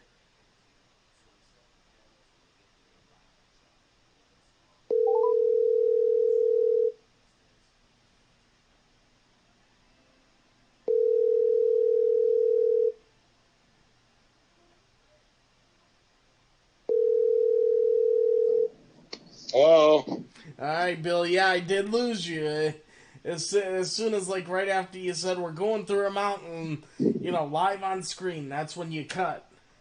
I'm right next to the Great Smoky Mountain National Park right now, broadcasting to you live about something that happened 30 years ago in the wrestling business, or 25 years ago. Anyway, so sorry about that, but it's live on the air. It's all right. It's all right. So somehow after that, she wound up with Kevin. Got her into Kevin. She must have still been with Kevin too. Got her into WCW. And I seen things at the TV tapings where I could hear them yelling and screaming, disargument, and Nancy being all pissed off and run out the door. And Kevin goes, "Wait a minute, come on, we haven't finished it. We were planning this." They were coming up with some angles, and she didn't like it. She's a feisty girl. She was really something. She didn't like it. She let you know. She was another one. Like, she was a straight shooter. She didn't like it. She wouldn't smile to your face and say, "Oh yeah." She'd tell you right out. I don't like that. So there was a few arguments like that, and I don't remember the whole thing. I was at a lot of the the WCW events, but I didn't really watch them. But somehow they did an angle on TV which made her switch to Chris Benoit. If I believe so, I don't know if I'm 100% correct, but this might be something with my creative booking that I actually do remember here. By the way, everybody, I want to let you guys know before we continue. You can ask your questions to Bill if you have any questions regarding the story. At any time, whenever we're talking about something that you have a question that you'd like to ask, put it in the YouTube chat, or you guys could even call in on Skype live on the show. Ask your question to Bill directly at BigT_119. But as far as the Chris Benoit thing, Bill, I believe that idea was pitched by Sullivan. I believe that's what happened. I believe that Sullivan wanted to work with Benoit because Benoit, he was young. I think he was just coming into WCW. I think Sullivan wanted to work with him, and he wanted this personal rivalry to come out with it. So I think Sullivan's the one that pitched, why not have Nancy, who's his real life wife, have an on-screen affair with Chris Benoit, and then this will make the rivalry that much more intense. I believe that's how it started. It is. You're right. And the old story was he booked his own divorce. It turned out like Jim booked his own divorce by pushing Nancy's fame. Me to keep pushing Nancy and what else can we do and all that. Jim booked his own divorce. Kevin, and again, this is nothing against either of those two guys. It's the show business. It's what happens. It's not Nancy being anything horrible. It's show business being horrible. And it's good, but it's also horrible. And this is the kind of thing that happens. So Kevin, one of the famous stories, the storylines come true, is Kevin booking his own divorce by setting him up with Nancy. And, Nancy, and I'm going to go through the second and only other tunnel. I don't know if I'm going to lose you or not. Okay. I can't call me back. There's 2 tunnels here. I remember that now. Nancy, was having it out with Kevin quite a bit, and now he's setting her up with who is a very nice guy, Chris Benoit. I mean, one of the nicer guys. That's another, people always ask me, who's the nicest guy? Are you still there? Yes, I'm here. We can hear you. Okay. Chris Benoit would always be on my list of who's some of the, not the nicest, but the nicest guys in wrestling was Chris Benoit, I thought. Yeah, Benoit did seem like, one of the really good guys in the business, at the time. Yeah. Never had any anger issues. It always seemed very calm, very quiet. Came over to me. He'd walk a block if he saw me. He didn't even really know who I was, but he knew I was something there. And Nancy never told him anything about me. That's a little upset I am about it with her, Well, whatever, But And he knew I had something to do with Nancy, and so he'd come over and shake hands from literally a block away. And we didn't get in any big conversation, but he was just very friendly and very nice. And, you know, the story on TV was Nancy was dating Chris Benoit instead of Kevin Sullivan. And I asked Kevin, I said, are you and Nancy breaking up? And Kevin's answer was, on TV. That's what he said, on TV. Mm. That was his answer. That was his direct quote, 2 words, on TV. 4 letters was the whole thing. Okay, so I was okay. I was cool with that. And it looked good on TV. You never saw Nancy with Benoit in the backstage or anything. They had a tour. They had a show at the Cow Palace. There was a pay-per-view at the Cow Palace in San Francisco. And I'm a mark for, you know, California in those days. I used to like going out there, and it was new territory sort of for me, and I'd be exploring all over California. So it was in San Francisco. I got there a day early because you couldn't go the same day. Too many chances you wouldn't make the show because it started early. So I'm touring all over, walking, you know, the walking tour of San Francisco. There I am with my cameras taking pictures of all the bridge or whatever, all the hills, and I'm going up a hill, and I'm walking, and there's people walking around because it's in a, you know, public, you know, it's in a popular area. I don't know where. It's one of the tourist traps. And Nancy had funny calves. I never liked her calves. They're funny looking. I could never take pictures of them right and everything. I don't know. She had to wear boots. But anyway, I see these funny looking calves. I saw a lot of people. I was looking, when you walk in San Francisco, you look at the ground because you're always going uphill.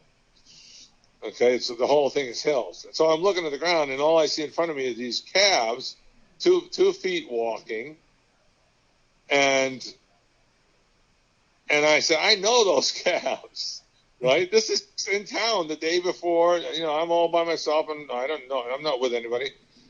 And I see 2 calves walking, and I said, there's only 2 calves that look like that in the whole world, and that's Nancy's calves. You know? Some girl had a skirt. I said, there's no way there can be more than one set of calves that look like that. I'm not saying they're good. I didn't like them. I don't know if she liked them, but I couldn't. I hated taking pictures of her calves. They were awful. So I look over, and there's men's shoes next to that. I look, you know, I slowly scan up because you're looking at the ground, hoping you're not going to trip over anything as you're going up practically a wall sometimes in San Francisco. So there's Nancy, and she's arm in arm with Chris Benoit. Oh. And I'm like, what the hell? I thought this was a TV thing. I say, hey, Nancy, you know, my voice is, you know, pretty unmistakable, especially at that time with my New York accent. I had a really heavy New York accent. And she drops the arm out of Benoit's arm, and the 2 of them look back. Oh, hi, Bill. You know, oh, I was just showing Chris. Or this time she did her work. Chris has never been to San Francisco before, and I was just showing him around. And I'm okay. I wasn't going to make anything about that, you know, but I'm like, oh, all right, you know. And then I walked with them. We toured a little bit, and they were trying, you know, they went their little romantic afternoon. You know, the big stupid photographer had to come and break up. You know, I didn't know. I didn't expect to see them. I mean, I run into her on the plane like that for the ECW thing, and then I run into her randomly like that in San Francisco on a hill in the middle of, you know, it had nothing to do with anything wrestling, just random encounter. And I'm really good at having that kind of stuff happen. And that's when I thought, wait a minute, I don't think this is just a TV angle. I'm not going to make, you know, there were no internet sites. And I'm not, even if there was, I wouldn't have leaked that to anything. That was something I knew about. Now it's public knowledge, so it's no big deal. But there was no way I was telling anybody about that. Yeah. And I wasn't, you know, going to put it in any article, but I knew that angle had become a reality. That's happened a few times in wrestling, but one of the most famous is this Kevin Sullivan booking his own divorce. and that's one of the most famous things at WCW. Next thing you know, Nancy and Kevin are getting a divorce, and a little bit later, there's nice guy Chris Benoit thinking he's found the girl of his dreams, and Chris Benoit and Nancy are getting married. Oh, by the way, I photographed the Kevin Sullivan Nancy marriage, which was on the beach in a place called Ponce Inlet in Daytona Beach by a lighthouse. When they got married, I photographed it. Oh, wow. Yeah, so I did, but I was not invited to photograph the Benoit and Nancy thing. By that time, me and Nancy were just occasional. We weren't talking anymore. I mean, we weren't mad. We lost touch. She moved on to certain, the WCW, touring, and I moved on to whatever photos I was doing or whatever. But we lost touch only when we saw each other at the show. So the Benoit, before you know it, she's marrying Benoit. Kevin, and then this is some rumors. Kevin was all distraught about it. I'm sure he wasn't happy but he did book it. He did. It was a stupid, kind of dumb booking.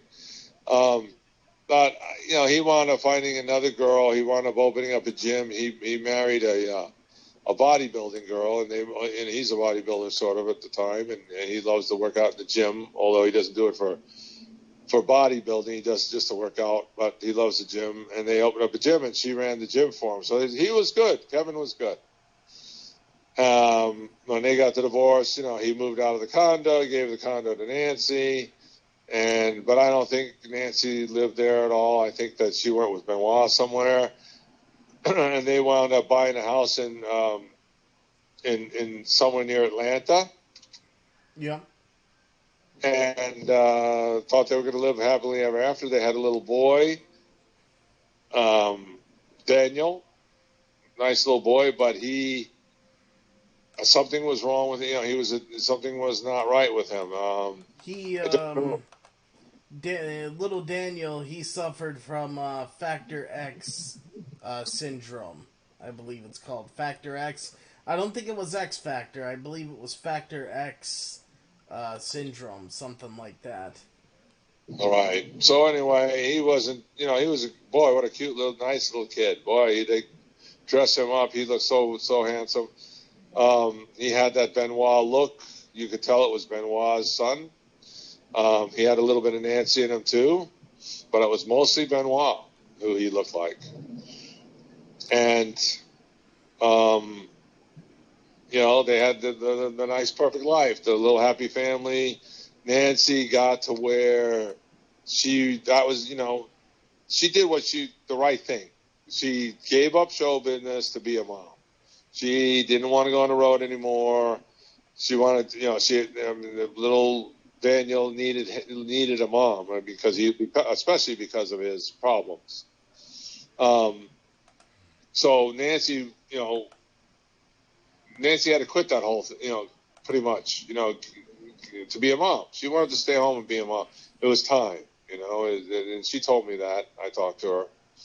And she wanted to raise Daniel. I mean, Chris was on the road getting his head constantly with those head butts and head drops and misses when he drove off. He always used to miss when he drove off the top rope and he hit his head into the ring apron and all that. And that took its toll. But Nancy stayed home, and she took every WrestleMania. The wrestlers would at the Hall of Fame. The wrestlers would bring their wives, and Nancy would come along, and she looked great for a couple times. After a couple of years, she came along, and I mean, this girl had perfect skin. She had, she's Italian. She was really nice. She wasn't looking good. I noticed she wasn't looking good. She was broken out, like not just zits from, people get it from, the wrong time of the month, or they get them, girls get it, she was broken. You also get skin problems from stress. And those problems that she was showing was very obvious stress problems. And, I'm good at seeing, we've talked about this in some of our conversations just between us. I know when something's wrong with somebody somehow. I just know. And I knew, I didn't think she was sick or anything, but I knew something was wrong. And I didn't know what. And apparently, Chris Benoit, because of getting hit in the head, I think, this is all speculation from what I heard, whatever, he got a little bit, he had a insecurity issue somehow with her. And he was gone on the road. He didn't know what, the wife's at home. All she was doing was taking care of Daniel. She's a one man woman kind of guy. She switches around, but maybe because she switched to him, he thought she was switching to somebody else. Who knows? But he was very suspicious, I think, from all what I've heard. Just hearsay, and I could see they were having problems. She never told me anything. She never said, they were, oh hi, and very little conversation then. I got an oh hi and how are you or whatever, and that's it. I mean, I didn't get any details. She used to tell me all kinds of shit, Never gave me any details about anything, and I said, I don't know. Who knew that anything like this was going to happen?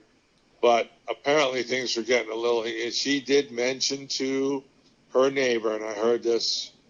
I don't know who I heard it from, but it was a reliable source. That's she's how neighbors, even though they had those fence around the house, the two women. I don't know what the other woman's husband did, but the two women would go out and talk in the yard while little Daniel was playing on the swings or whatever. And she told the other woman, she goes, I guess they were talking about the problem. I don't know. She said, if anything ever happens to me, she says, have everybody look at Chris. That's what she said. And that's not 100%, but it's pretty reliable. And so apparently she was worried about something about Chris. And I don't know what happened, but somehow, he wound up they got in some kind of altercation, and he put her in his Benoit hold or whatever that was called, cripple crossface or whatever. Yeah.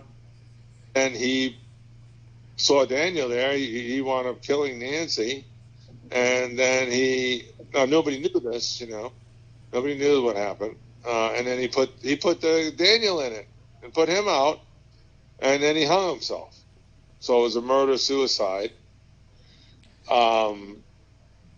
There's some talk about Kevin Sullivan was so upset that he, because nobody knew what happened at first. It would guarantee you it had nothing to do with Kevin Sullivan. He was already way into his own thing.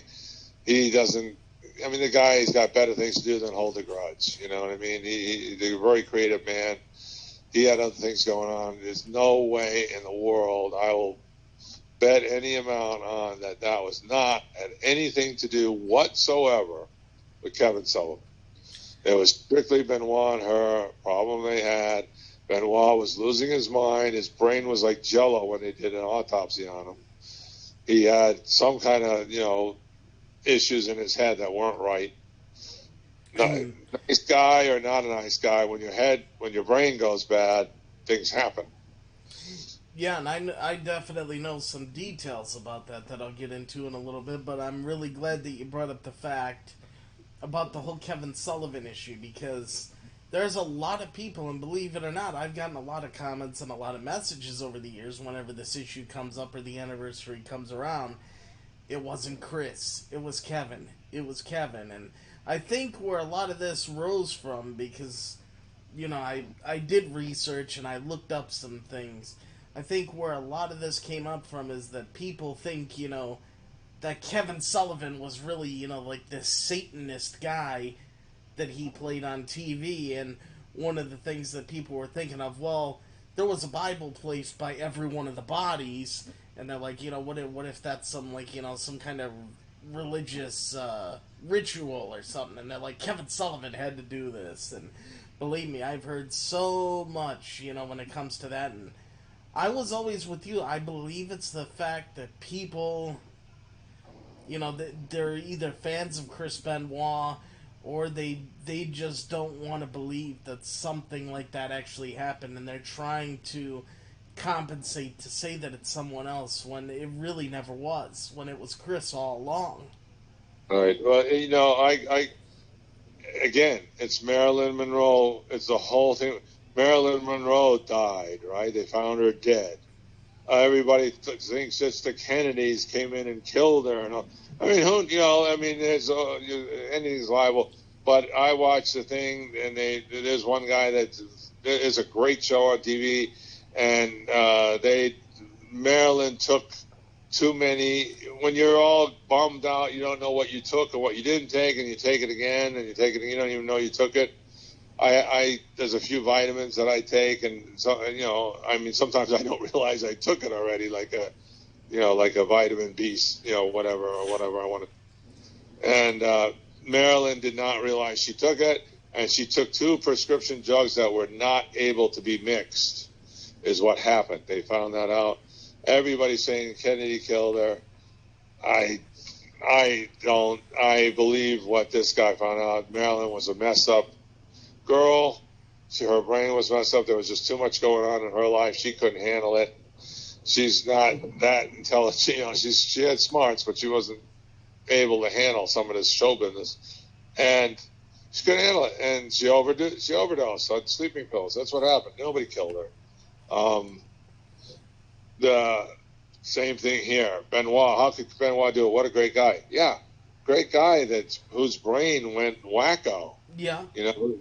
And let me tell you, I mean, Nancy can be very, very argumentative and very set in what she has in mind in her argument, and she's not going to, but she can get on she could, just like all those hot girls, they can grate on your nerves, some of them, and I'll bet you she was grating on his nerves because she wasn't going to, like I told you, if she knew that something was right, she wasn't going to go along with something and say it wasn't when it was. And she probably held her ground, drove him crazy, and then he was nuts. It was known fact from the autopsies and stuff that guy had a brain that looked like a Swiss cheese hunk. I mean, that guy had problems. And sometimes, when you have problems in your head, you can't control them anymore. And, something happened, something snapped. You hear that all the time. People, they do that. I mean, it's just something happens, there's something might have brought them to the brink where something bad would have happened. And, it without doubt. I mean, I look back at everything that's bad that's happened in wrestling. I can't think of anything that was, people die, whatever, people have gotten killed, but nothing. A lot of that was fighting and, like the Bruiser Brody thing or whatever. But nothing is as bad as the Nancy Benoit nightmare, what happened to her after all that, getting into the business, what happened to her. There's nothing in wrestling that's worse than that. No, it's the worst tragedy in wrestling. Try to find one that's worse. The little boy, the great wrestler, just ends it all. The hot little honey that was in the front row that turns into Marilyn. Really, it was the Marilyn Monroe story of wrestling. That's what Nancy Benoit was. I just realized that actually in this show. I never thought of that before. Actually, she is the Marilyn Monroe of wrestling. You're right, and you know what? I found one picture on my phone that I actually forgot to put up because I just thought of this right now. This is one picture I did forget, but I'm going to show it from my phone.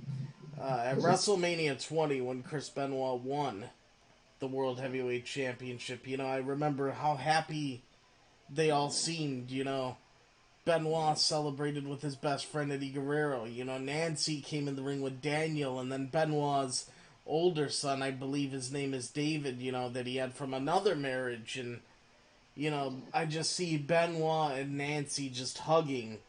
And you see little Daniel, just running around the ring so playful, so happy.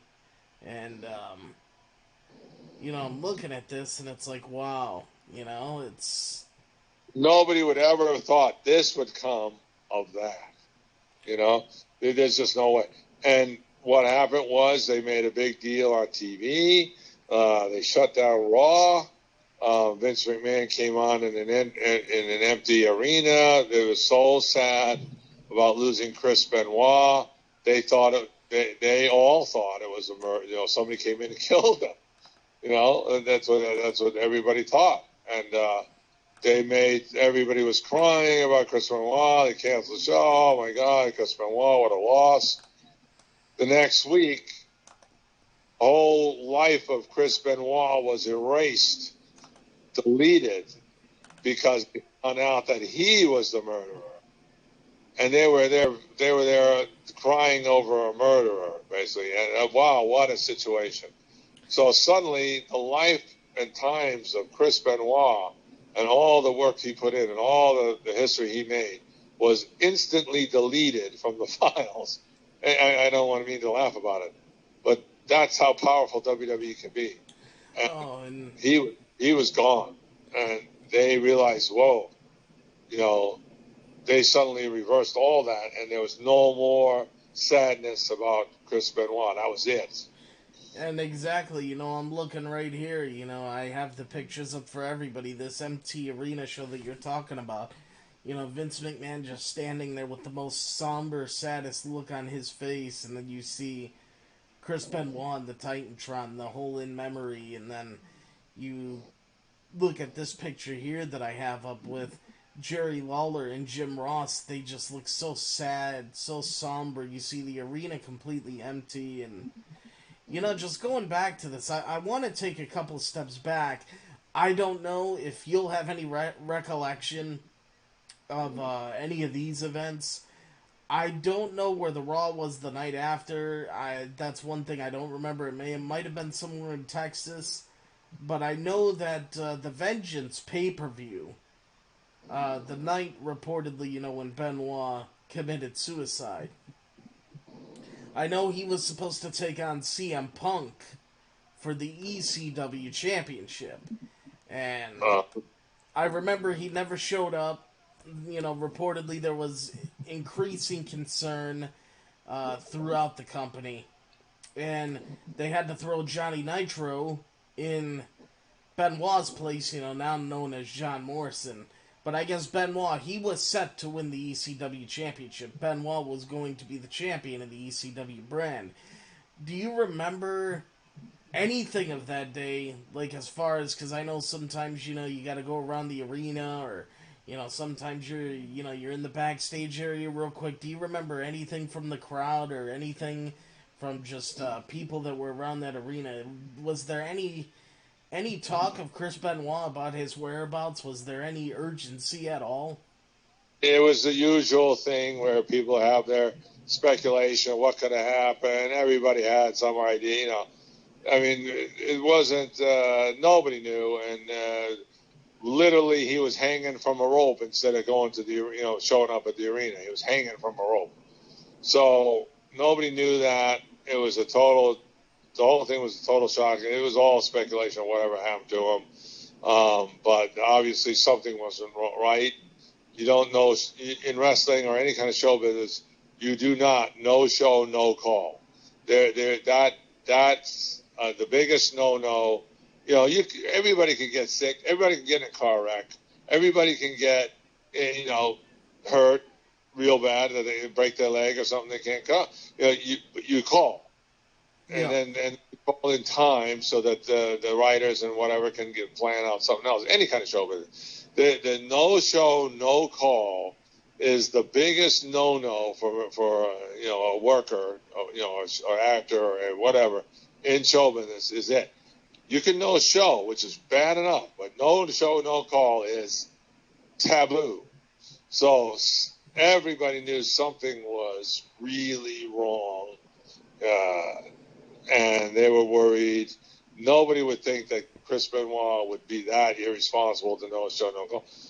I don't know if there was tension with him, and then they always have problems with certain people that aren't happy. I don't know if he was unhappy in wrestling. I don't think they knew because they didn't seem to, nobody knew what was going on. If he was mad about the finish, or he certainly couldn't be mad about the finish, he was winning, right? So nobody understood that. So yeah, it was a strictly nobody knew what was going on, and even when they did the tribute to him, on the Raw, nobody had any idea because Chris Benoit, like I say, when you saw him at the arena, he was one of the nicest, most polite, friendly guys, pleasant people. He was not some motorcycle biker, beater-upper guy. He was quiet. He was reserved. He was well-behaved. He was well-mannered. And I don't think that he was hiding a bad disposition. I think that was him. I'm pretty good at picking out a-holes, and he was not somebody I would pick out as one. And I think that his brain was messed up. Yeah, it definitely was, and I know everything that was going on with his brain. Before I get to that, I do have one more question for you regarding the show. Now, this is something, that, probably has never been talked about. I remember back in the day in 2007, I didn't even have the internet yet. I didn't get my first computer with the internet until December of 2009. So, back in 2007, I didn't have the internet. I turned on Raw that night on June 25th, 2007. And then when I saw the in-memory graphic of Chris Benoit, I was floored. I was 100% shocked. I could not believe my eyes. I don't know if there was any news on this on the internet at the time, or if everybody found out the same time that I found out. But what I am curious to know, I assume that you were probably driving on the road, getting ready to go to Monday Night Raw. I mean, can you remember any details of when and how you exactly found out? And did they just call you and say the show is canceled due to what happened? I mean, because I assume you had to be booked for that Monday Night Raw. No, if it was after the pay-per-view, we don't cover that. I don't think I was booked. It was the day after the pay-per-view, actually, not the week after. Well, yeah, I would. Yeah, no, I would have been there. I don't know. Really, that was such a bad time for me, because the only thing is somehow worse was Bruno Sammartino. Bruno Sammartino affected me even more, believe it or not. I mean, as bad as this was, Bruno just had, lived a pretty good old age, an old, decent age. But that was, for some reason, bothered me too, but in a different way. But it was not a happy day for me. I mean, this was my friend. I'm the one who found her in the audience. I'm the one who, I didn't give her career. I'm the one who pushed her into the thing. Pushed her into the lion's den. It wasn't a very good feeling for me. I went into a little bit of a shock. I mean, I was just like, I was numb. You know what I mean? I don't know how to explain it. It was such a bad feeling being in this position. I went into a state of numbness. I don't know what I don't even, to be honest, I don't remember it. I put it out of my head. I went to the funeral. I remember going to the funeral, and I didn't know how I would be greeted by her parents and her sister at the funeral. I didn't know if they were going to. I was scared. I didn't know if they were going to blame me. Why did you have to get her involved in this wrestling shit? I didn't know, because they knew the whole story. Nobody else knew the story, really. She never told anybody. Yeah, but the family knew. Everybody that knew Nancy the family knew, yeah. And I thought, oh my God, because after the funeral, by the way, Jim Ross was at the funeral and a few other WWE people. It was in Daytona Beach. It was for her and Daniel. Never saw the bodies or anything. I don't even know if they were there, actually. I put that out of my head too. I don't know. I know we were facing an altar, but if there was a casket or anything there, I don't know. I can't remember. It was me and Jim, her original husband, went together, and he went even though she left him, and pretty much stuck him, but she, that was his childhood sweetheart. He went, and we were just trying not to act like a bunch of blubbering idiots there. I mean, it was bad. So I don't even remember if there was her casket was there. I don't know. For sure, she was not showing. You could not see her. She was in. If she was there, she was in something. But I don't even remember that. It was just so horrible, and for him too, because he pushed her into the damn thing. Yeah. Yep. So it's it's terrible, and even talking about this, it's given me that flashback of that day, like those feelings that I had ever so vividly. I could only imagine how you felt. Yeah, it was horrible. It's something, sometimes when you have something that's not good, it erases from your brain. Yeah, you try to repress it, and believe me, I've done that too with some things. I just try to repress it. Like I don't even remember it anymore. Right. I get the creeps at funerals in general, and when it's something like this, it was really, really bad. I mean, it was bad. But anyway, so that funeral happened, and when it was over, you have to greet the family, and there they were, and I was online with everybody else. And when I got to them, they were really, really nice. Big hugs. So happy to see me and happy that I came.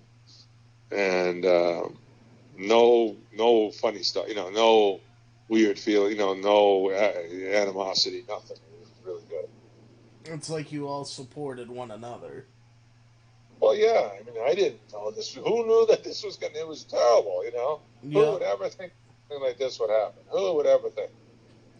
That's what me and Tim, I can't believe that this is what the outcome of this story was. It turned into, we didn't know at the time, but now I know. It was a Marilyn Monroe story. It really was. It really, really was. And I got a couple more things to go over, and then I'll read the chat because I do see a couple of questions. So everybody, just stay tuned. I'll be with you guys in a second. Going back to you talking about Chris, and if there was something wrong with his brain, which obviously there was. I did research and I found out exactly what he did have. I guess I believe it was Christopher Nowinski, the guy that used to he used to do the Harvard graduate gimmick on WWE TV back in like 2002, 2003.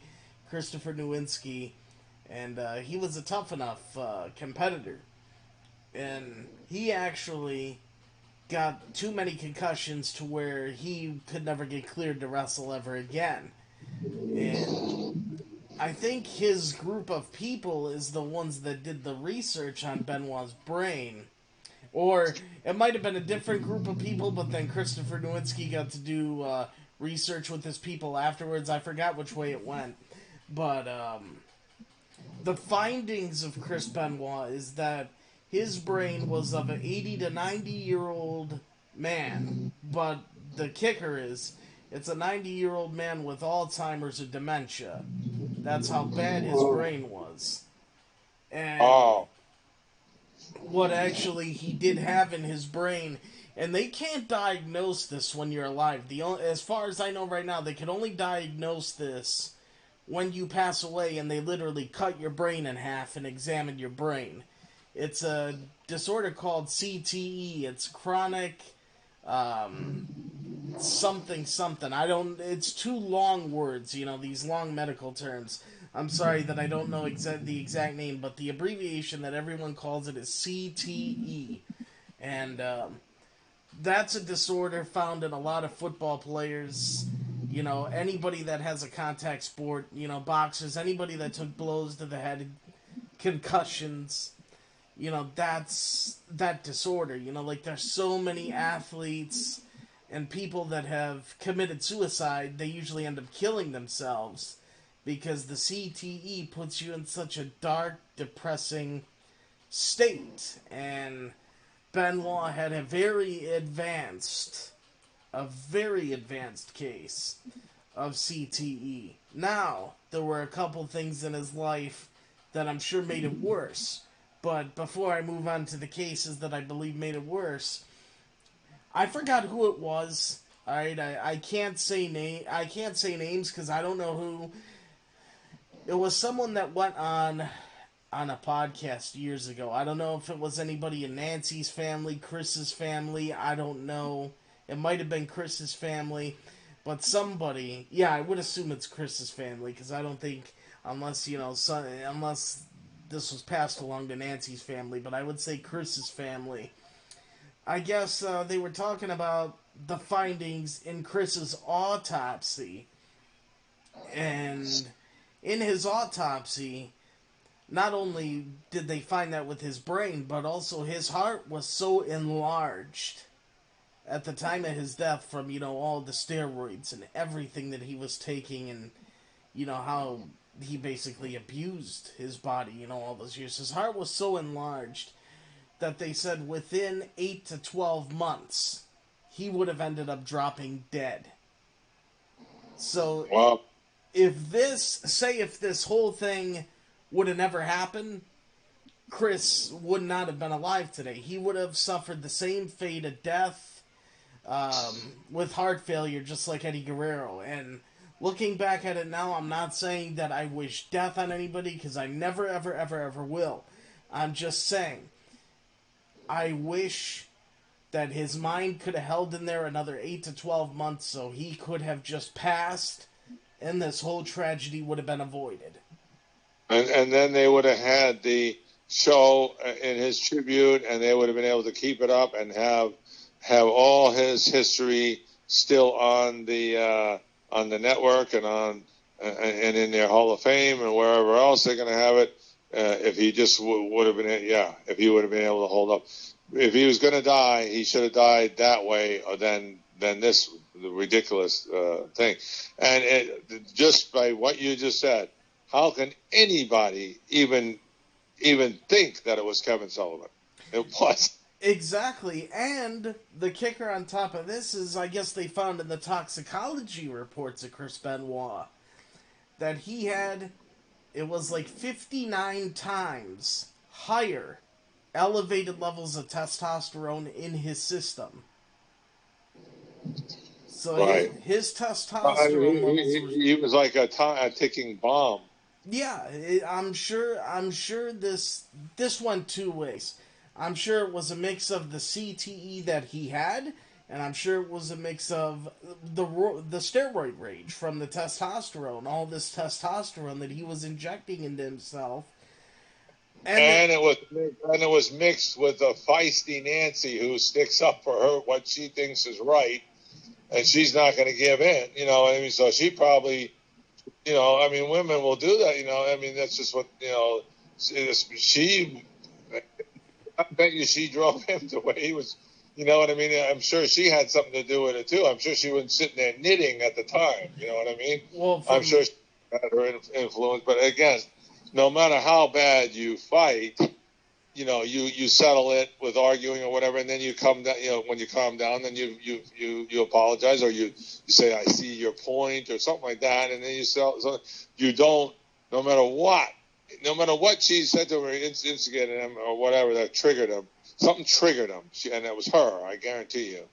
But no matter what, there's no reason you don't kill somebody. You know what I mean? You don't beat them up. You don't kill somebody. You don't go into that. You know, you can argue it out and you solve it. But Benoit's brain was in no shape to argue anything out. Exactly. And, you know, only things that I heard leading up to it, I did hear that they had really, really serious marital problems around this time as well. I guess she was saying that again, I'm not putting any words in anybody's mouth, but from as far as rumors and reports, because I've done extensive research on this, before doing this show as well. I guess from what reports have said, leading up to this, she had, informed Chris that she was going to divorce him. She wanted to leave him, and I guess she was going to be serving him with divorce papers really soon. And that's one of the things that obviously could have triggered this, along with the CTE and the steroids. But another thing to where I guess the start of this downfall for Chris Benoit was, I don't know if you can vouch for this, because I don't know how many times you saw Chris after this event happened and if there was any change, but one thing that I did hear is that Chris Benoit, once Eddie Guerrero passed away, I guess from what a lot of reports, and a lot of people have, said and spreading rumors that Chris Benoit, I guess, basically lost his mind. He was never the same. He never recovered. Like, he would, he would talk to Eddie every day, I guess, from what people have said. He missed Eddie so much because he loved Eddie like his brother, and he never recovered from that death. And I remember, people saying, after Eddie's death, he also got real paranoid. He felt like people were, always after him. I don't know if it was on Jericho's podcast. I'm just taking all this research and bundling it into one. But I guess, Chris he was always paranoid. He felt that people were following him, or something was gonna go wrong, or like Nancy would leave him, or whatnot. He had all these very paranoid thoughts, and I guess this all happened when Eddie Guerrero died, and I forgot what it was on too. I saw a video of where people were speaking of what was in his journal, and I guess people say his journal was very disturbing. Like, he had this dream of, like dreams that he would have about Eddie, and, these dreams that would feed into his paranoia. Actually, Rocky here said that Chavo Guerrero was the one that said all this about Benoit on Jericho's podcast. Okay, so it was Jericho's podcast.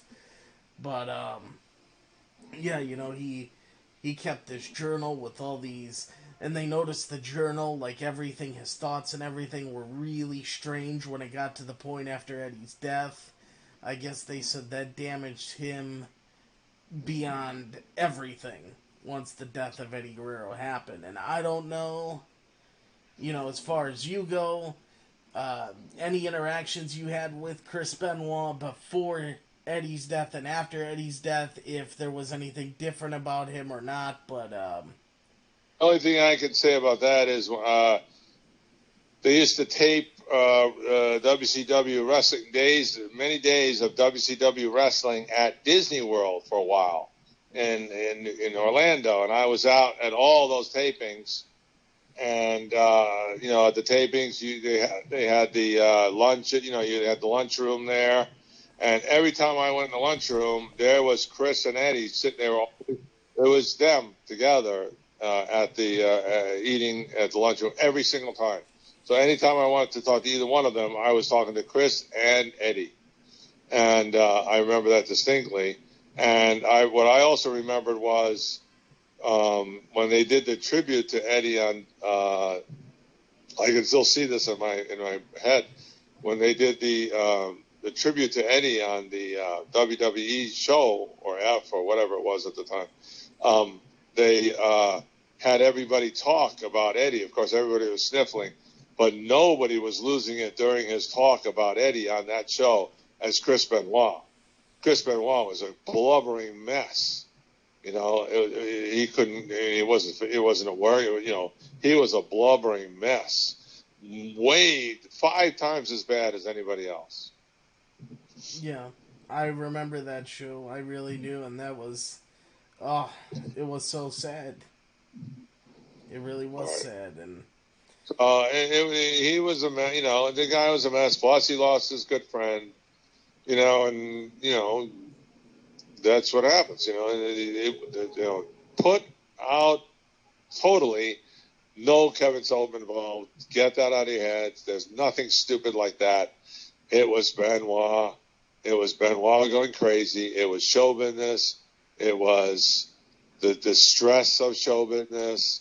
There's the stress of performing and the stress of traveling, the stress of having a little boy who was, he was a handful because of he wasn't a bad kid, but he had that issue. There were a lot of stressful things. The stress of being away from your family while, your wife's trying to take care of this little guy that you care about. All these stresses, the stress of taking those bumps day in and day out that he took, insane bumps. And he just happened to be one that got to his brain. Look at Muhammad Ali. Muhammad Ali didn't take half the bumps that Chris Benoit did. And the guy couldn't even sign his name at the end. Yeah. Yeah. He was so shaky and messed up. He couldn't even talk. I mean, this physical abuse, is bad. The bump I took off that rock wall, 4 or 5, 6 days ago, whenever it was, that was one bump. It almost killed me. I'm serious. One little wrong, different move. Instead of hitting my shoulder first, I would hit my head first. That would have been it. I would have been cracked skull and dead or a broken neck. These guys take these bumps. This was one bump. It almost did me in. These guys take bumps like that. Naturally, they're prepared more than I was. I was a bag of potatoes going down the thing. But these they take it constantly, day in and day out, in training, in the ring after, in the house shows, in the TV tapings, in the pay-per-views. How much damage is that doing to their insides, including their brain? Nobody knows until something like this happens. Yeah, you're absolutely right. You're absolutely right, and I'm just want to let everyone know if you have any questions for Bill while we're here for just a little bit more, you can call in on the show using Big T_119 on Skype, or you can leave them in the YouTube chat. Bill, let's go through a couple things here from fans and see what we got. When we were talking about Nancy modeling, back in the day, Lisa actually said she was discovered by Harley Davidson to model and also do runway modeling. Oh, okay.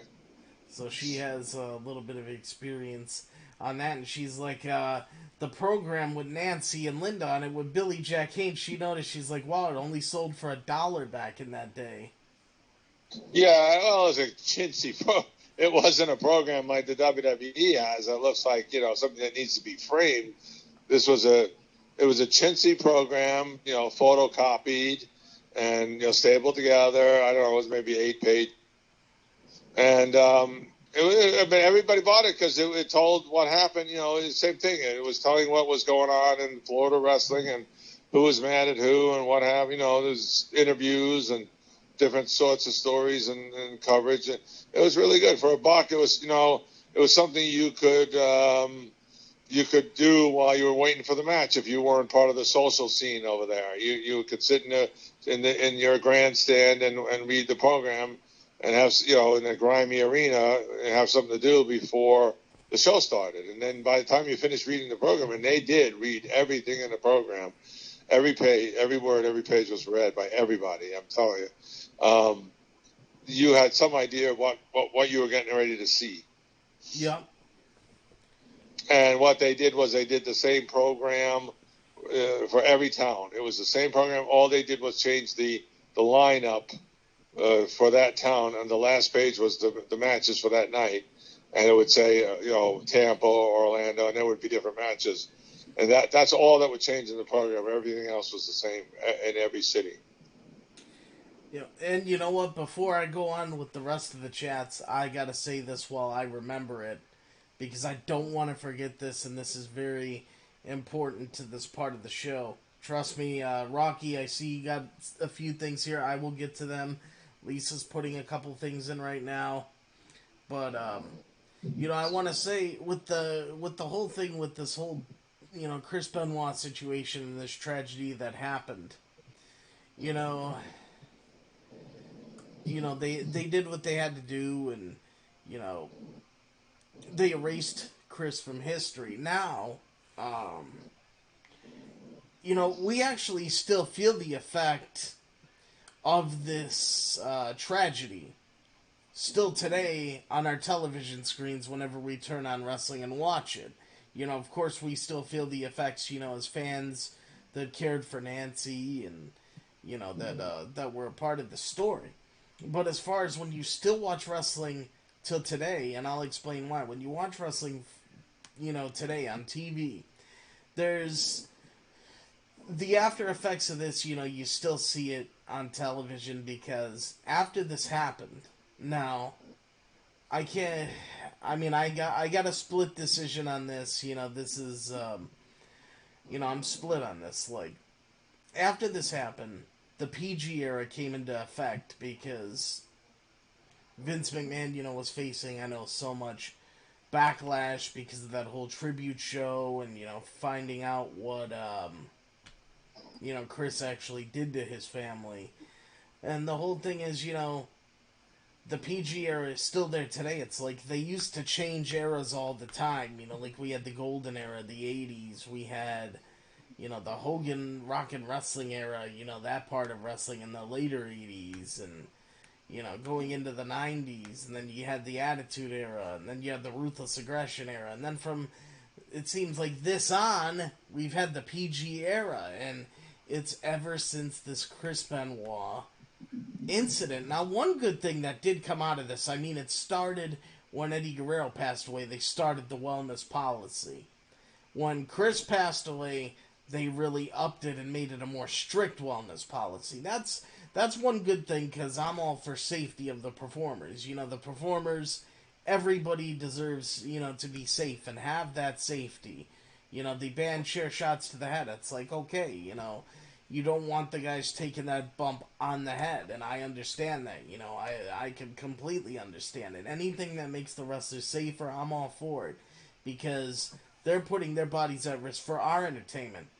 But the one thing that made the business terrible out of this is this whole PG era thing. It's like they're afraid to get edgy ever again.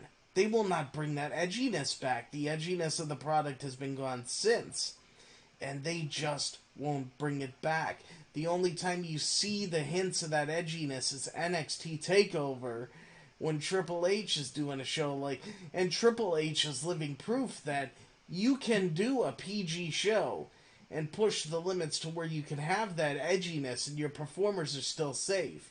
But for some reason, ever since this happened, as far as Vince McMahon goes, it's like he's getting even more and more PG as the years go along. Yeah, I never related those two things, but you're probably right. I don't know. I mean, I don't know what to say. It changed everything. It was just so bad. I can't make any opinions like this. I just wanted to tell the story. This was actually, by the way, the most comprehensive story on Nancy ever anywhere. This tells the whole thing like it happened without. We can't talk about all the things that happened at the arenas because that was something that, I certainly can't say because I didn't see the things that happened at the arenas, only what I told you. Yeah. And but there's a lot more to the stories at the arenas. But, other things, she was really good friends with Elizabeth. And look what happened to Elizabeth. Yeah, Elizabeth actually passed away in Lex Luger's home. Right. Years ago. And she suffered, a tragic death out of nowhere. I remember that. And yeah, I don't know what all happened there, but, there's been, that was really bad too. But I still can't see anything worse than the Nancy thing. I don't see anything worse. No, and you know what? I agree. I mean, out of all of the tragedies that we have gone through in the pro wrestling business, countless guys and girls that have passed away and countless tragedies that have happened, this is just the absolute worst as it gets. It's like every time, you hear this subject, it's like your heart just hurts, and, you look at the pictures, like how I have up here, you take a look at the photo shots, of Nancy with little Daniel, and, it's like your heart just hurts for her and this poor little boy. The worst was the poor little boy. But the problem is, a friend of mine who's my editor was my editor in Japan, and we're good friends with Chris Benoit. Good friends with Jericho and Benoit. Really good of the WWE. This guy, I'm not going to mention his name. He's a good guy and a good friend of mine, and he was good friends with both those guys. But Benoit, he told me, my guy said that he had a dream, and when I'm very dreams are something. They're really something. You kind of leave your body. You go someplace else sometimes. It's out of body a lot of times. And my friend had a dream that he talked to Chris Benoit. And the thing he wanted, because he wanted to ask Chris Benoit, why in the world would you do that to little Daniel? And he asked him that in his dream, and he was face to face with Chris Benoit. And Chris Benoit says, I couldn't leave him here. I couldn't leave him there. I couldn't leave him. So he was taking Daniel with him and Nancy. Oh, wow.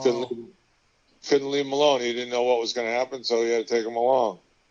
Problem is, when you take your own life, and when you I'm into the ghost thing, I'm into ghost adventures and all that.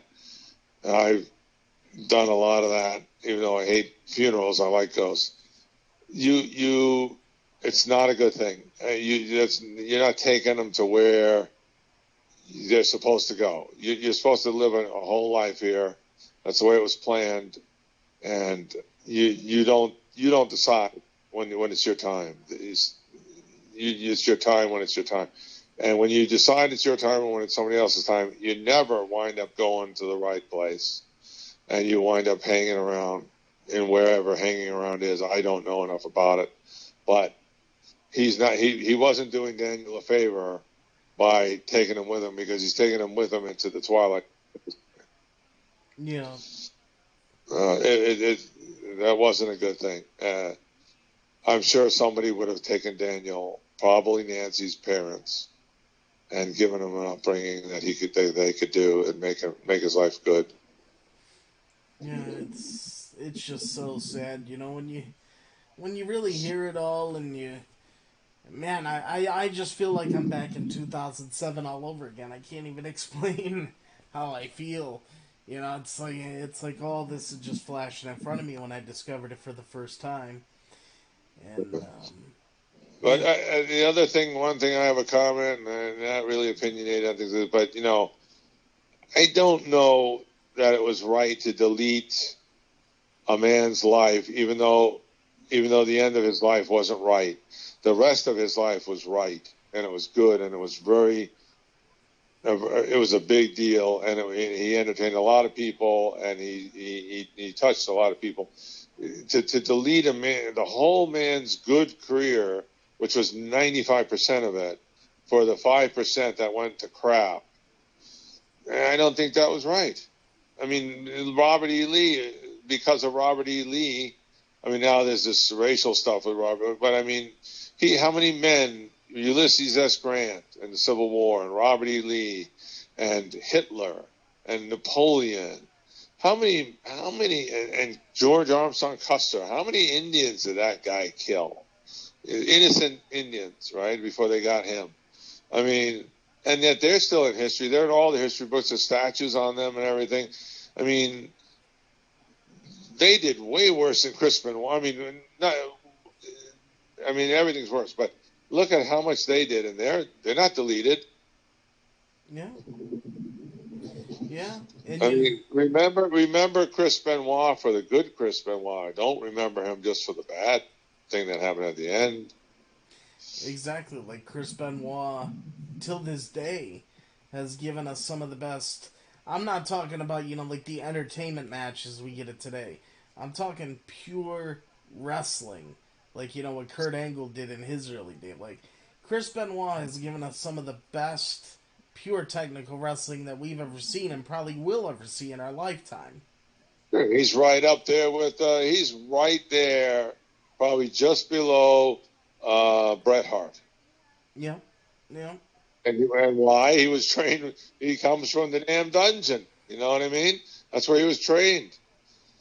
That's why he was a good wrestler. He went through all that, and he's forgotten about. Come on, I really can't see it. History is history. He provided some great shows for millions of people, and he's just forgotten about it. They could forget about the ending of him and never mention it at all, but they should have him as all the great stuff he's done, and just skip the ending, kind of. You know what I mean? It just, I really think, but I think that maybe WWE was in such hot water in general over all the controversy and things in those days that they just didn't want anything around that was going to cause, any kind of problem anymore, And that's what I think it still is to this day. Even if they would try to bring it back, you're probably going to have thousands, maybe even millions of people, starting this uproar because, again, like you said earlier, they're going to go right back and remember the bad Chris Benoit. And the whole point of this is, now don't get me wrong, we are not defending Chris Benoit and what he did at all. What Chris Benoit did is the most horrible act, that you can do to somebody, and that should never be done. But the fact is, if you put that to the side and you look at what he has done in the ring as far as a pure wrestler, I mean, let me tell you, you just said something that I think was wrong. There is no bad Chris Benoit. There never was a bad Chris Benoit. Chris Benoit got very ill. That doesn't mean he's bad. There's a difference between bad and ill. When you get ill and you lose your mind covers. That is not a bad person. That is an ill person, and he couldn't control it. But Chris Benoit in no way ever was a bad person. You know what? You're absolutely right. You're absolutely right. He was. You know what? The Chris Benoit that perpetrated this wasn't even Chris Benoit anymore. This was a shell of Chris Benoit. A Chris Benoit that probably didn't even know right from wrong anymore. Because of his mental state and his condition that he was in and how badly everything was going. And, it turned into this. And it's very sad. I wish that... Look at Andre the Giant. Sorry to interrupt. Look at Andre the Giant. Wow, what a superhuman, right? When he was good, superhuman guy. I mean, oh my God! I mean, people loved him. They looked up to him. He was wow. He was one of the 8 wonders of the world. One of the 8 human wonders of the world, really.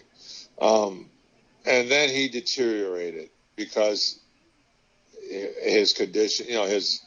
That kind of person just deteriorates, and also too many bumps and too much traveling and ring and all that. He wasn't the nicest guy at the end. You know what I mean? He was miserable. He was hurt.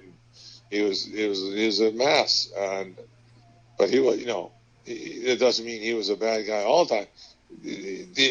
Andre the Giant should have stopped wrestling a long time before he did. But anyway, that's like saying Andre the Giant was bad. He wasn't. He was a victim of his own. There was no hope for him. Exactly, and you know what? It comes back to a point you said earlier as well. Nobody remembers Andre for the end. They remember Andre for when he was the Giant. He got taunted a lot too. He was a very unhappy person.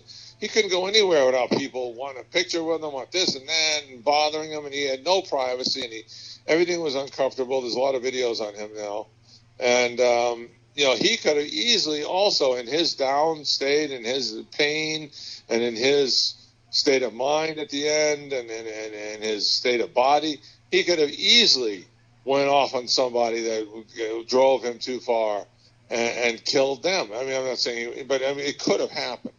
And what are you going to do? Erase? That means they erased Andre the Giant's history? Come on. Yeah. He went downhill. Things happen, People don't always have the same, things happen. Exactly. But cannot condone this such an act by Chris Benoit. But that was not Chris Benoit that everybody knew doing that act at the end. That was another entity inside Chris Benoit. That was not Chris Benoit. That was his brain taken over. Possibly even some evil. I mean, there is such a thing as possession as well. And when your brain goes down, your body goes down to a certain point, you leave yourself open to these demons. People always say, oh, he's a victim of his own demons. There is such a thing. I don't know a whole lot about it. There's demons, and they're looking to get you. And when you're weak and they can enter you. And then I'm not trying to get religious or anything here, and you don't know that a demon didn't get in him, and like that movie where the Friday the 13th, the ladies and the voice in her head, kill her, mommy, kill her, mommy, kill her, mommy. You know what I mean? And she's going after her own flesh and blood. I mean, there's demons that get in you when you're in that kind of a state and your brain is that deteriorated. And I'm telling you, that was not Chris Benoit acting on his own behalf at the end. That was not. Oh, I totally believe you. I mean, without a doubt, something, it just happened, like you said. Things happen. Things happen. I mean, why did people? The guy shot his wife. You hear that all the time. You read it in the paper. Something happened. They got to a point where they broke down. The brain was taken over this evil stuff. I don't know what to call it. It's like a demon. And John Belushi was taken over by his own demons. The guy had the whole world in his hands. One of the great comedians of his time, maybe the best. And he killed, he basically did himself in, with all the demons. He couldn't fight his demons. Yeah. So Chris Benoit wound up in a fight with Nancy, and the demons won. Not Chris Benoit. The demons that were begging, they're knocking on his brain's door, they won somehow. That's my, that's what happened. I mean, you can argue or whatever, but he wasn't a bad guy. I'm telling you. No, I totally believe you. I mean, you were around him. You knew what he was, for years. And Nancy, people say, well, Nancy, like that. Yeah, Nancy was a good egger on her. She was a tough one. She had her opinion. She was very, she was pretty tough. She wasn't going to change. But that was Nancy. That by no means meant that Nancy was a very fair, very, very, very good person. She had her ways of deciding what was good, and she was pretty right on them all. But she was very affirmative when she knew she was right, and she was a kind of person that, because of that affirmativeness that she had, could be too much for a guy who was on the edge, the brink of oblivion like Benoit. She was just possibly too much for him to handle, and just by being herself, by being Nancy, she was, she had her opinions, and that was it, Yeah. Oh, yeah.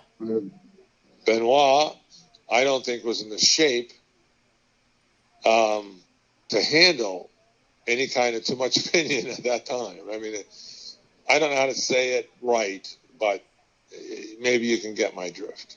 I do know the point that you're getting at, absolutely. His brain was beyond gone at that point, and, And Nancy was stressed because of it, I mean, it showed on her face with all the breakout. That girl had perfect skin all the time, and except for those bruises that she got really easy. But she didn't have bruises on her. I don't think he was pounding her around. Who knows? But she was stressed, and that stress.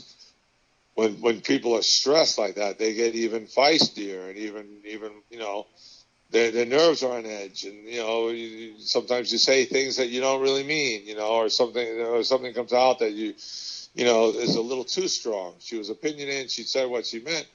Might have been a little too strong. When you're on edge like that, you could say something. This is all my opinion, but this is what happens. It might have been too strong, and he just. Sometimes you just say one thing and that's it. That's true. I mean, you don't know. It's just one of those things. Right. Until you're in that situation, something snapped. There's always something snapped with that guy. Yeah, your brain can handle up to a certain point, and then it shuts down or it acts. Something happens to it. The brain can only take so much, and when it's damaged already, who knows what can happen to it? We don't really even know. It just does what it wants.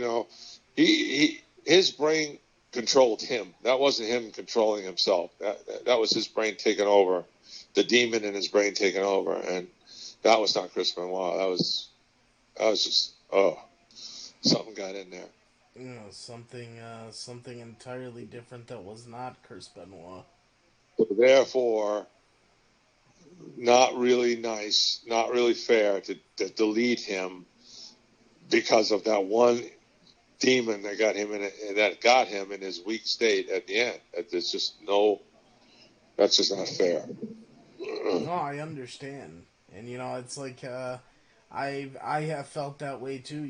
For a lot of years. I mean, your contributions to the wrestling business is your wrestling, and he was one of the best of all time.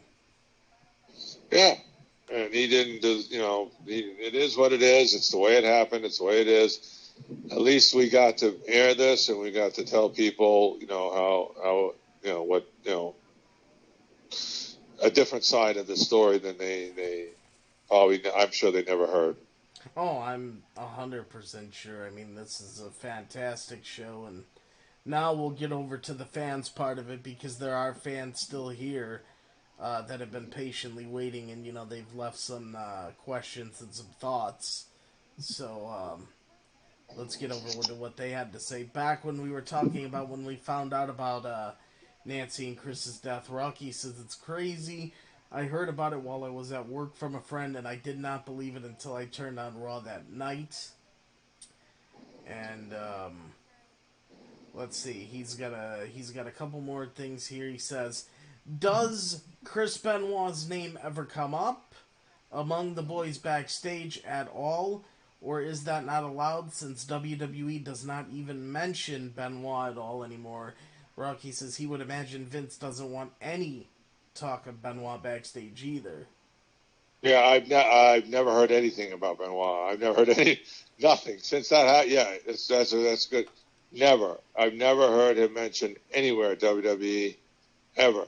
They do talk when they talk about somebody who's dead. They talk about Owen Hart, even though that was a tragedy and that was a mistake. Then Owen Hart is talked about, but never Chris Benoit. Wow. Yeah, you know what that is. That's a good question there, Rocky. I appreciate you asking that one. And he also wants to know. He says, "Do you remember the angle with Nancy throwing hot coffee in Sting's face because Lex Luger ended up ducking?" I don't remember that. That obviously was a WCW angle from back in the day. I'll have to look that one up and see if I can find any info on that. Let's see. Lisa has some comments here too. We'll get to hers after this one last thing from Rocky. He says, let's see. If you don't learn from history, you're doomed to repeat it. That was one thing he said. He also said, any chance that Vince will allow at least Nancy into the WWE Hall of Fame? I don't think she did enough there to that she. If they put her in, it's because they feel bad that happened to her. But I don't think she did enough there to where it would warrant it at all. I mean, even if she was still alive, I don't think she was at that company did enough to warrant that. Yeah. Now, it would be really something to do that, to bring her suddenly back. That would really be something. I'd love to see it. I don't see it happening. it would be a beautiful thing. I'll tell you that it would be a beautiful thing to see Nancy go into the Hall of Fame. It really would. But she didn't have enough to do with the WWE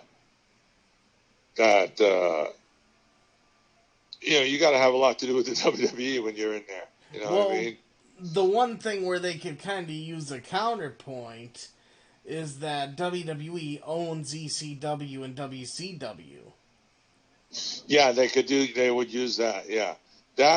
She could make it in there. She was so unique, so different. There was nobody like her. For that reason, yeah, I never thought of that. Yeah.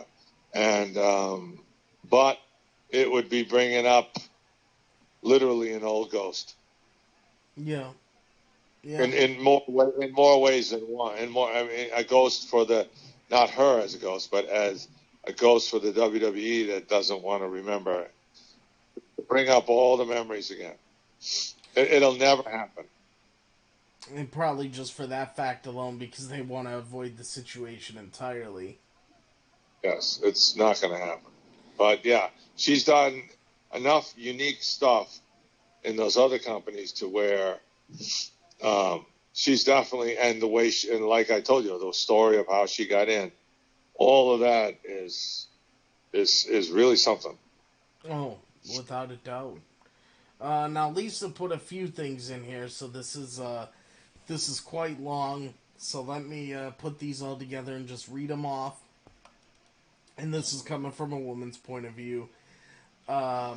She says that Nancy should have left Chris knowing his state in mind, not inform her neighbor, which of course, it's not 100%, but, it's there. It's one of the things to think about. But she continues and says, obviously, Nancy knew it was not safe in their home. She may have still loved Chris and was confused, but she needed to keep her son Daniel safe, and Nancy stayed and Daniel lost his life. God, I wish she would have protected her son. It's a horrible tragedy. Nancy was aware Chris was not Chris, yet she did not get help for him. Never been in this situation. Never been in a situation as this. Who knows what she was thinking, though? Yeah, who knows? And then who knows? And what is she really going to do? I don't know. It was a bad situation, but obviously she knew things were getting. But I really don't think that she would think that he would do something like that. He might get violent or whatever. Hey, she could take some bumps, But I don't think even though she did say that, if anything ever happens, when she said if anything ever happens to her, I don't think she totally meant being killed. I mean, I don't think anybody thinks you can be killed by your, you know what I mean? It was the ultimate extreme. I mean, it could have been a violent act. It could have been something, crazy. But I don't think that she was going to go, thought she was going to go to the morgue because of Chris Benoit. But who knows? Yeah, it is weird. If she was worried that she stayed, I wasn't there. I don't know.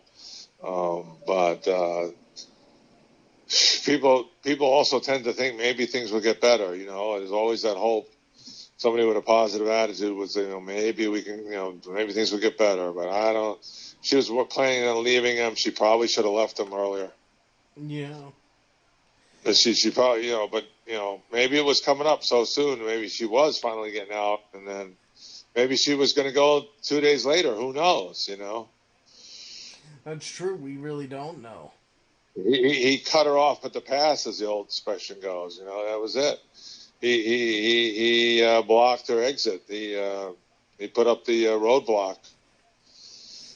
Yeah, and it just turned out to be, the worst wrestling tragedy to ever take place.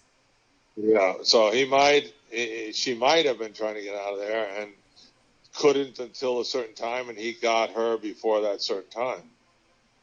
It's not that easy to up and leave a little boy, and just pack up, and she was basically totally at this point dependent on Chris Benoit.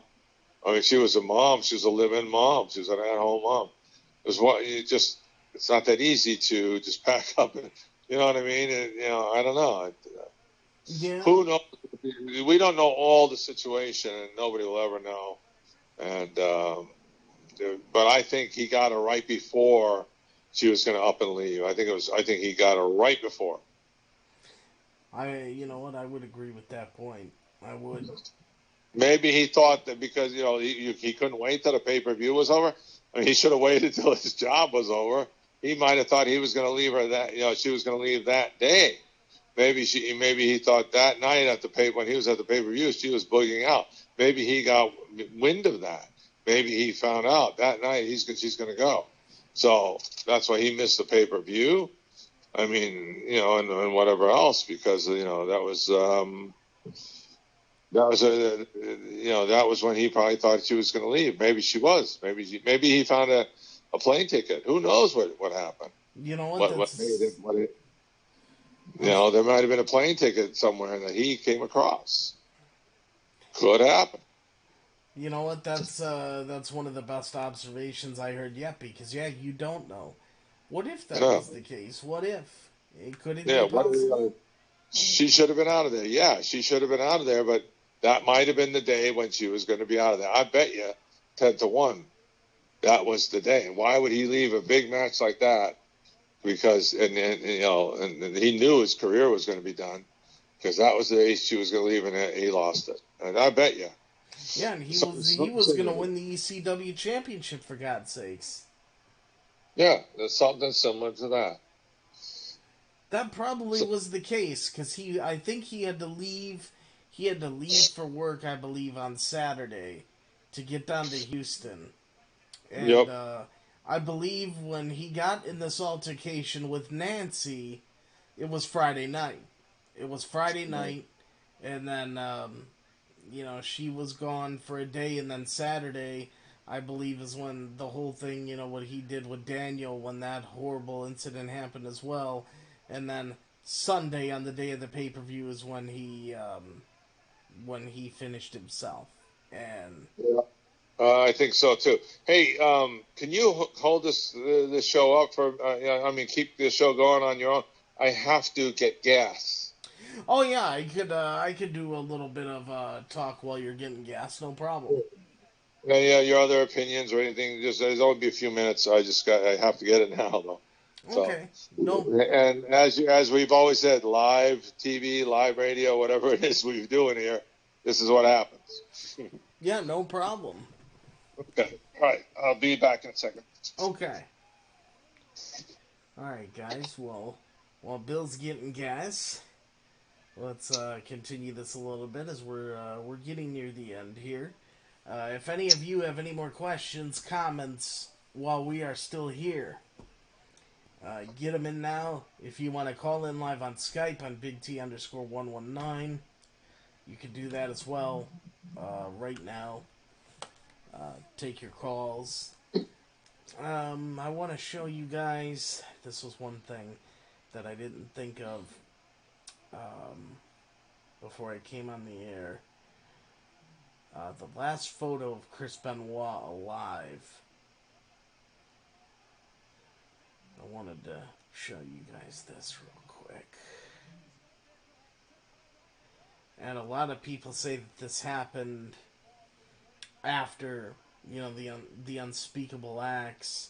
I guess Nancy and Daniel were already gone at the time this photo was taken. Let's see. Last photo of Chris Benoit. Let me see if I can find this. Supposedly this was taken on June 22nd, 2007. So wait a minute. I believe the pay-per-view was on the 24th, so Friday. No, I would say Daniel was still alive. Nancy might have been as well.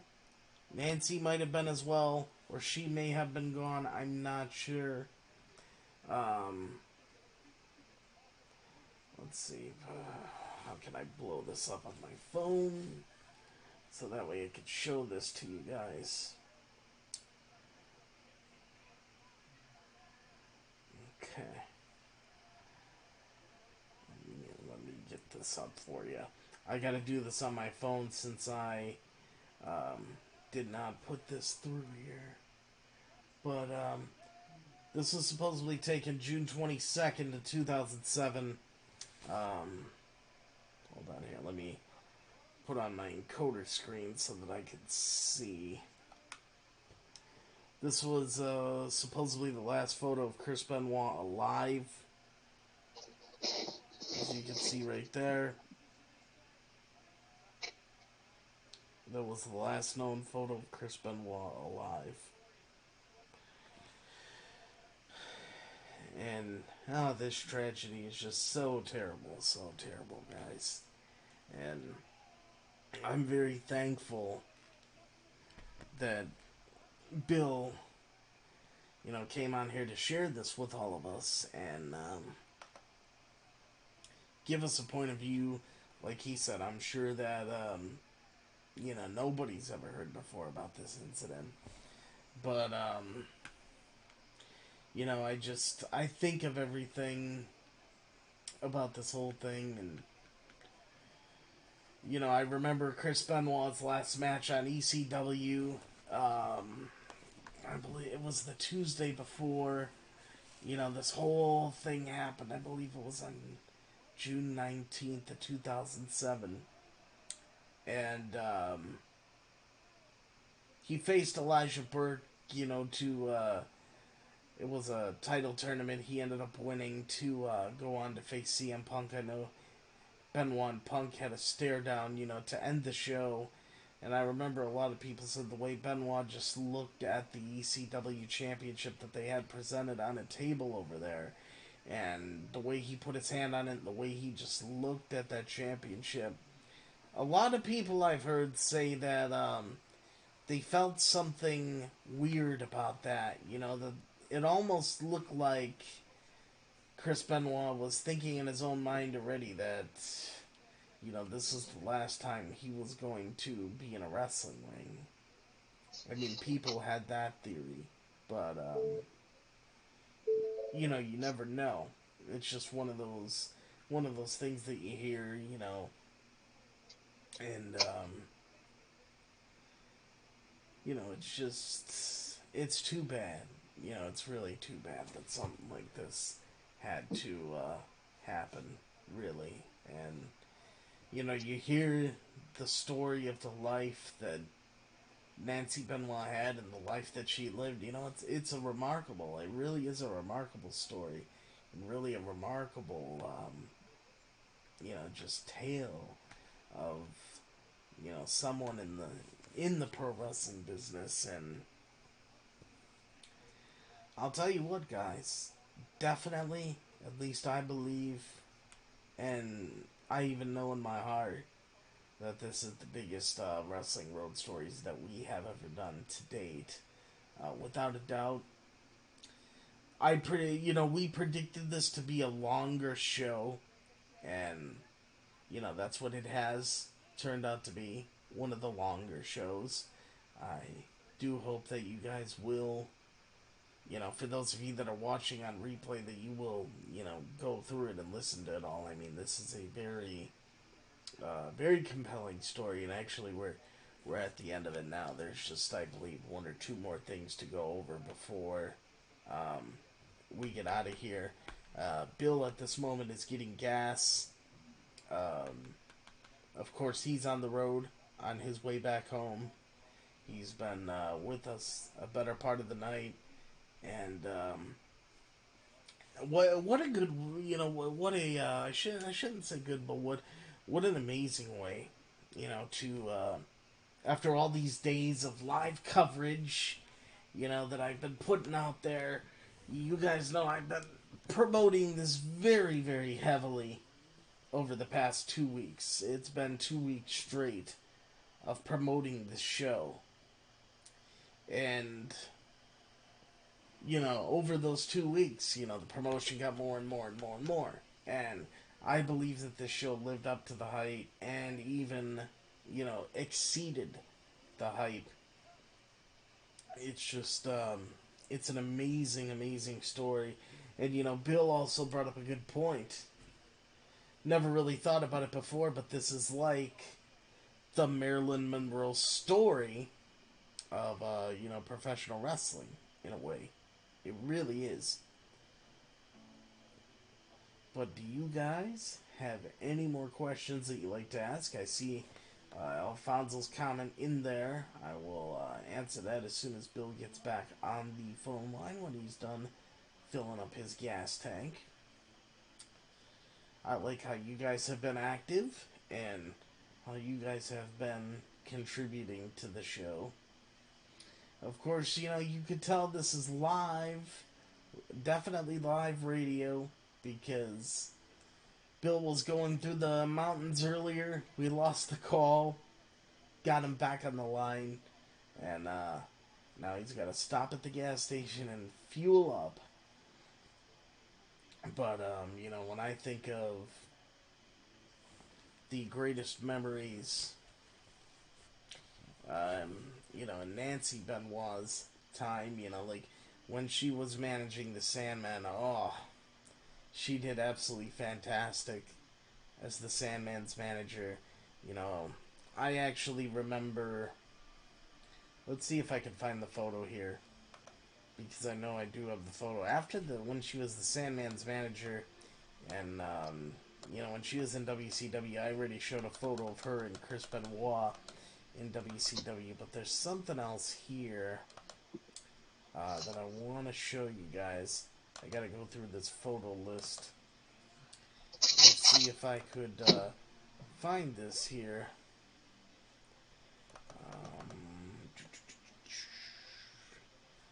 Let's see. There it is. You got Nancy with Miss Elizabeth and Ric Flair. This was also another moment, in WCW that I really remember of Nancy. Her with the good old Nature Boy walking that aisle. Yeah, Rocky, you did keep the trolling at a minimum. Good job. But,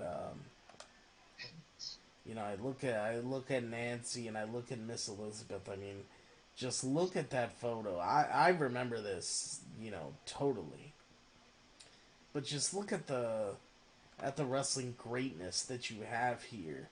I mean, you have Miss Elizabeth on your right. You got the Nature Boy walking that aisle and wooing, in the center there. And then you got Nancy on the left.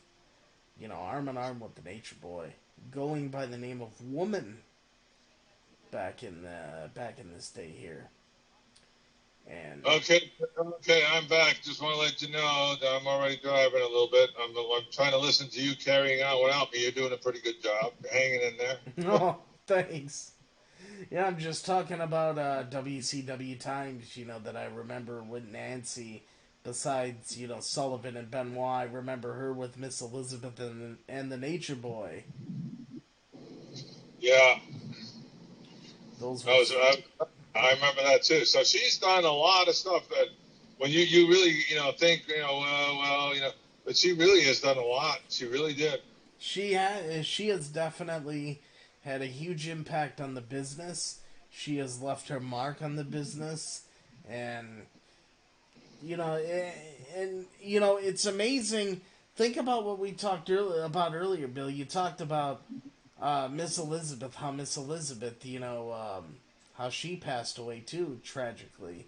And then you see this photo of Nancy with Elizabeth together. Yeah, it's a little scary. I actually was spent a little time, this sounds bad, but I was in their dressing room. Nancy and Elizabeth always had their own dressing room, and they'd always invite me in, not to watch them getting dressed, but to chew the fat, and they were always together. They were good pals. Yeah, they really looked it too. They really looked it. They looked happy. They looked like they loved what they were doing. Especially with Ric Flair. You know what the crazy thing is about this photo, and I'm not trying to say anything bad, but just understand the point that I'm trying to make. You know, when you look at this photo, like say if you were looking at this back in the 90s and Ric Flair's lifestyle, that he had, and how much he partied and how hard he went on himself. When you look at this photo of Miss Elizabeth and Nancy with Ric Flair, if you would have picked someone out of this picture to be, no longer with us in this present day, you would have picked Ric Flair because of his lifestyle. But here, when you look at this picture, Ric Flair is the only one still living. Yeah, just barely, but he's there, yeah. Yeah. His lifestyle did get to him. Again, if something happens to Ric Flair, which, hopefully it won't, but it could, hopefully people will be sad, but they will also realize that this is his lifestyle choice, and his lifestyle choice does not make for a long life. And he's doing really well considering what that man has been doing. Who knows what he's ingested, what he's taken, how much partying he's done, how many late nights, how many, no sleep. It's not a tragedy. The guy had a great life. The guy had a fun life. You know what I mean? Yeah. When eventually, if something like that passes on, it's bad. But hey, it was just he did. If he went early, he did it to himself. You know what I mean? It's not the same as Elizabeth and Nancy. No, exactly, and everybody's. Amazing. Ric Flair made it out of that stroke he had, or whatever it was. I mean, the guy is a superhuman too. Oh, he really is. And I'm looking here. I'm going through the photos. Another one that I wanted to put up that was really nice is the solo photo of Nancy there. That's I'm sure how a lot of people remember Nancy. That's one solo photo of her in character. Got a couple more things here from people, Bill. Rocky put, of course, that Flair, Miss Elizabeth, and Nancy, they're three of the greatest of all time. And he said he's going to send me another epic photo of Nancy. It's of her mid-coffee toss, and that coffee incident happened in April of '96, he said. Yeah, I'd have to see it. I might remember. I've seen so many things from wrestling. It's almost I might not have seen that because things with her I would remember. Yeah. Oh yeah.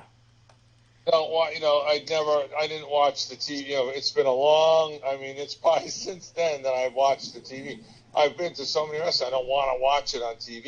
You know what I mean? It's. I used to never miss it, and now I don't want to watch. I don't want to see it unless I have to see something that happened so I can get it. I don't want to see the TV. Oh, I understand. Yeah. And Alfonso says regarding Nancy being in the Hall of Fame, Alfonso says that Nancy has done more for the wrestling business than some of these other goofs that got in the Hall of Fame, like the celebs and the music acts. Yeah, I didn't, you really got to think of, wow, she's been a lot of places. She's been on all three big companies, and she's been the biggest stars. She's been managing the biggest stars of all the companies. So, yeah, she definitely,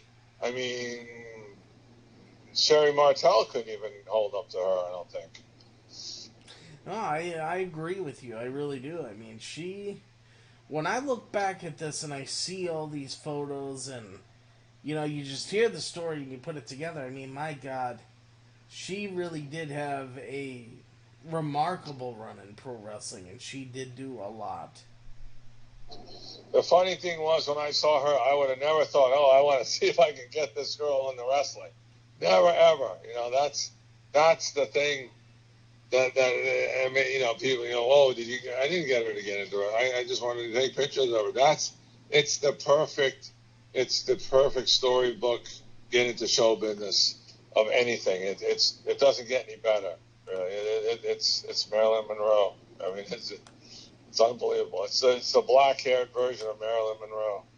It really is. In reality, it really is, and that's what I was telling everybody. When you went to get gas, I never would have dreamed it in my life.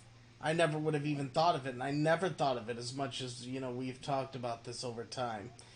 I never would have thought of Nancy, being compared to Marilyn Monroe, but my God, when you lay it out there, it really is similar. Yeah, I did it until this show. Seriously, I never ever correlated the two. This is the first time, and this is the first time it just came in my brain. Wait a minute, and it's probably because I saw the show about Marilyn Monroe, and just recently about that autopsy show is really good, by the way, and I realized, wait a minute, I've seen this. Oh wow, that was Nancy.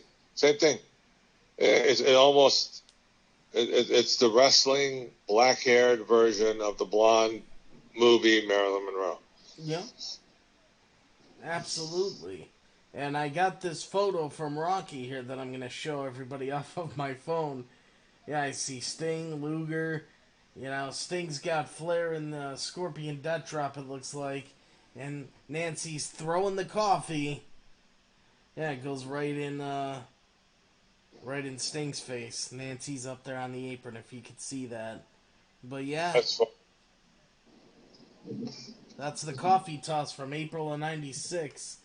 And if I'm not mistaken, oh wait, this is from an episode of Nitro. I was gonna say this if this was at pay-per-view, it would have been like at Spring Stampede or something. But I see it on an episode of Nitro, so I gotta look through this. I gotta go through on the WWE Network and look through Nitros from April of '96, and then I'm actually gonna watch this incident because now I'm intrigued. Now that he brought it to my attention. Right. Well, anyway, I'm ready to sign off here. I think we did a great job of reviewing this thing. I didn't know. Again, we did not plan one thing other than a tiny. We talked for maybe 3 minutes before we went on, just to get an idea, how we were going to, but we still didn't know. We just said, let's just wing it. After 5 minutes of discussing what we were going to do, we just decided to wing it. So this was another winged show that I was surprised came out as good as it did. We're pretty good. We're getting to be a really good team. This was amazing the way it came out. I'm very happy with the way it turned out.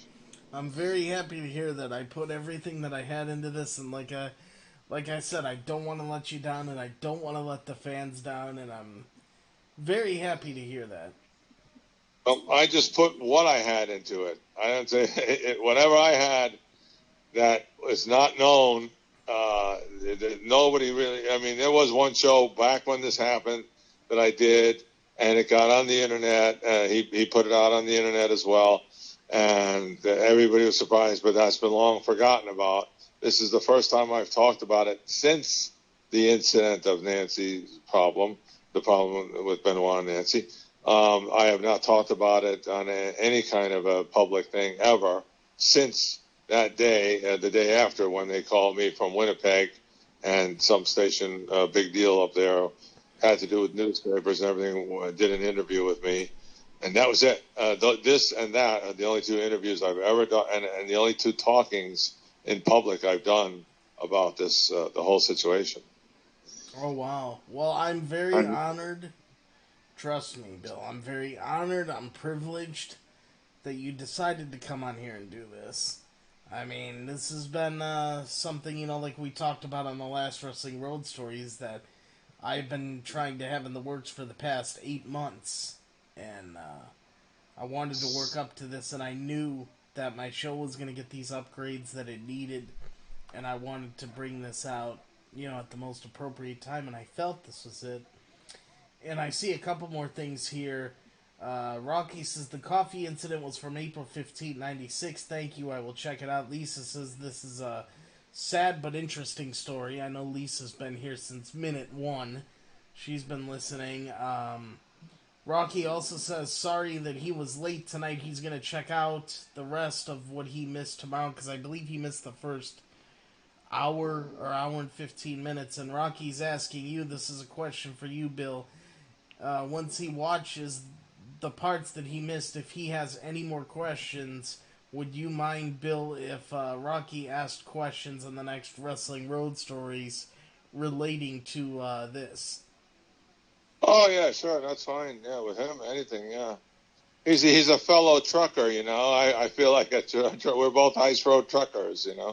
Well, I know, he talked about this last time, and just to do a quick note, before we wrap it up, Rocky actually has his son out on the road with him, listening to this, and, they were looking really forward to this, and I think Rocky told you when he was on last time, him and his son would watch wrestling, and he told me that, when this whole incident happened, he didn't have his son watch it anymore, and he didn't watch it anymore either, for a while because of this whole incident and everything, that was happening, and just the bad things with it, and it seems like a lot of people felt that. Yeah, that's a shame because he missed a lot of good wrestling. But everybody's got their limits on what they can handle, and that might have been too much for him to handle, and that might people react to things in different ways. To me, I had to go on and keep going and keep doing things and keep doing what I was doing. That's just, I fell into this job in a similar way. I think we've described it on TV on your show before, but it was similar. And hey, I'm just going to keep going. I just had to keep going with it. Yeah. But yeah, it affected me really bad. I have pictures of Nancy that we did originally, and I look through them at least once a year just to remember her. It was a pleasant time, but it also the way it turned from pleasant to horrible. I don't know. It's a weird feeling. Oh, I believe it, and I'm looking here. Lisa says to us, she says good night. Thank you, Lisa, for tuning in. I appreciate it. Rocky says that he stopped watching until January of 2000, or he stopped watching from that moment when the tragedy happened until January of 2010 when Brett returned. Interesting. And he said that Benoit was one of his son's favorites, and he, as a father, he said, I did have to shelter him a little since he was only 5 when it happened. Right. But I hope when he hears this story, he's going to realize that Benoit is not a murderer, is not a bad guy. Benoit snapped. Benoit was really one of the great, nicest people in wrestling. If I had to, I don't know how much, if you even heard this part, but if I had to choose the top 5 I've ever known that I've met, Benoit would be in there as one of the top 5 nicest guys, and probably closer, not at the 5th position either. You know what I mean? He was just really, I just found him very pleasant. Yeah, and I know Chris Jericho, he pretty much says things too, like how he thinks about Nancy and Chris every day. And I remember when he put up a portrait that a fan drew for him, he put it up on his Instagram when he was going to wrestle in New Japan on January 4th. And it was a picture of, Jericho along with Chris Benoit and Eddie Guerrero on each side of him. And Jericho put it on Instagram, and, Chris Jericho says, today, in New Japan, he's like, this man, the match against Kenny Omega that he's having, he dedicates it to these 2 fallen brothers.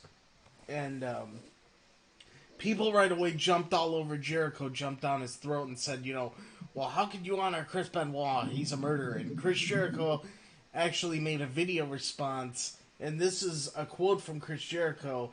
He told the people directly, he's like, trust me, I think about the loss of Nancy, Daniel, and Chris every single fucking day. And, I will never forget it. It's something that will always be with me. And he basically saying, like how people, they have no idea, what went on. And they didn't share the friendship that him and Chris shared. And, basically telling people, to, like, screw off. I'm going to dedicate this match to whoever I want. Right. He wasn't a murderer. He might have ended up one, but a murderer is somebody who does that. Every convicted murderer is that is one, has done it multiple times, and that's what's on this guy's mind. Believe me, until that happened, none of that was ever on Chris Benoit's mind. That was a snap. Oh, I agree. All the signs were there, like we talked about earlier, and happened to the best of us. I mean, it's just the way it is. And he's not a murderer. He was a great guy. And Rocky says right here, he says his son understands now. He says, I've had a talk with him and he knows Benoit was not himself. Oh, well, that's good. Yeah, that's good. Now, this could be very upsetting to a kid, something like that. And I can see where he would have turned off to it. I mean, your kid is everything, and you got to make sure he's doing good over wrestling ratings, So I mean, yeah, I think he did the right thing. If that was affecting him that bad, better off. You can give up some wrestling, but you don't want your kid to turn out bad. No, exactly. And now that I see that, it was the right thing to do. And looking back at all this, and I think this is the best way to close the show.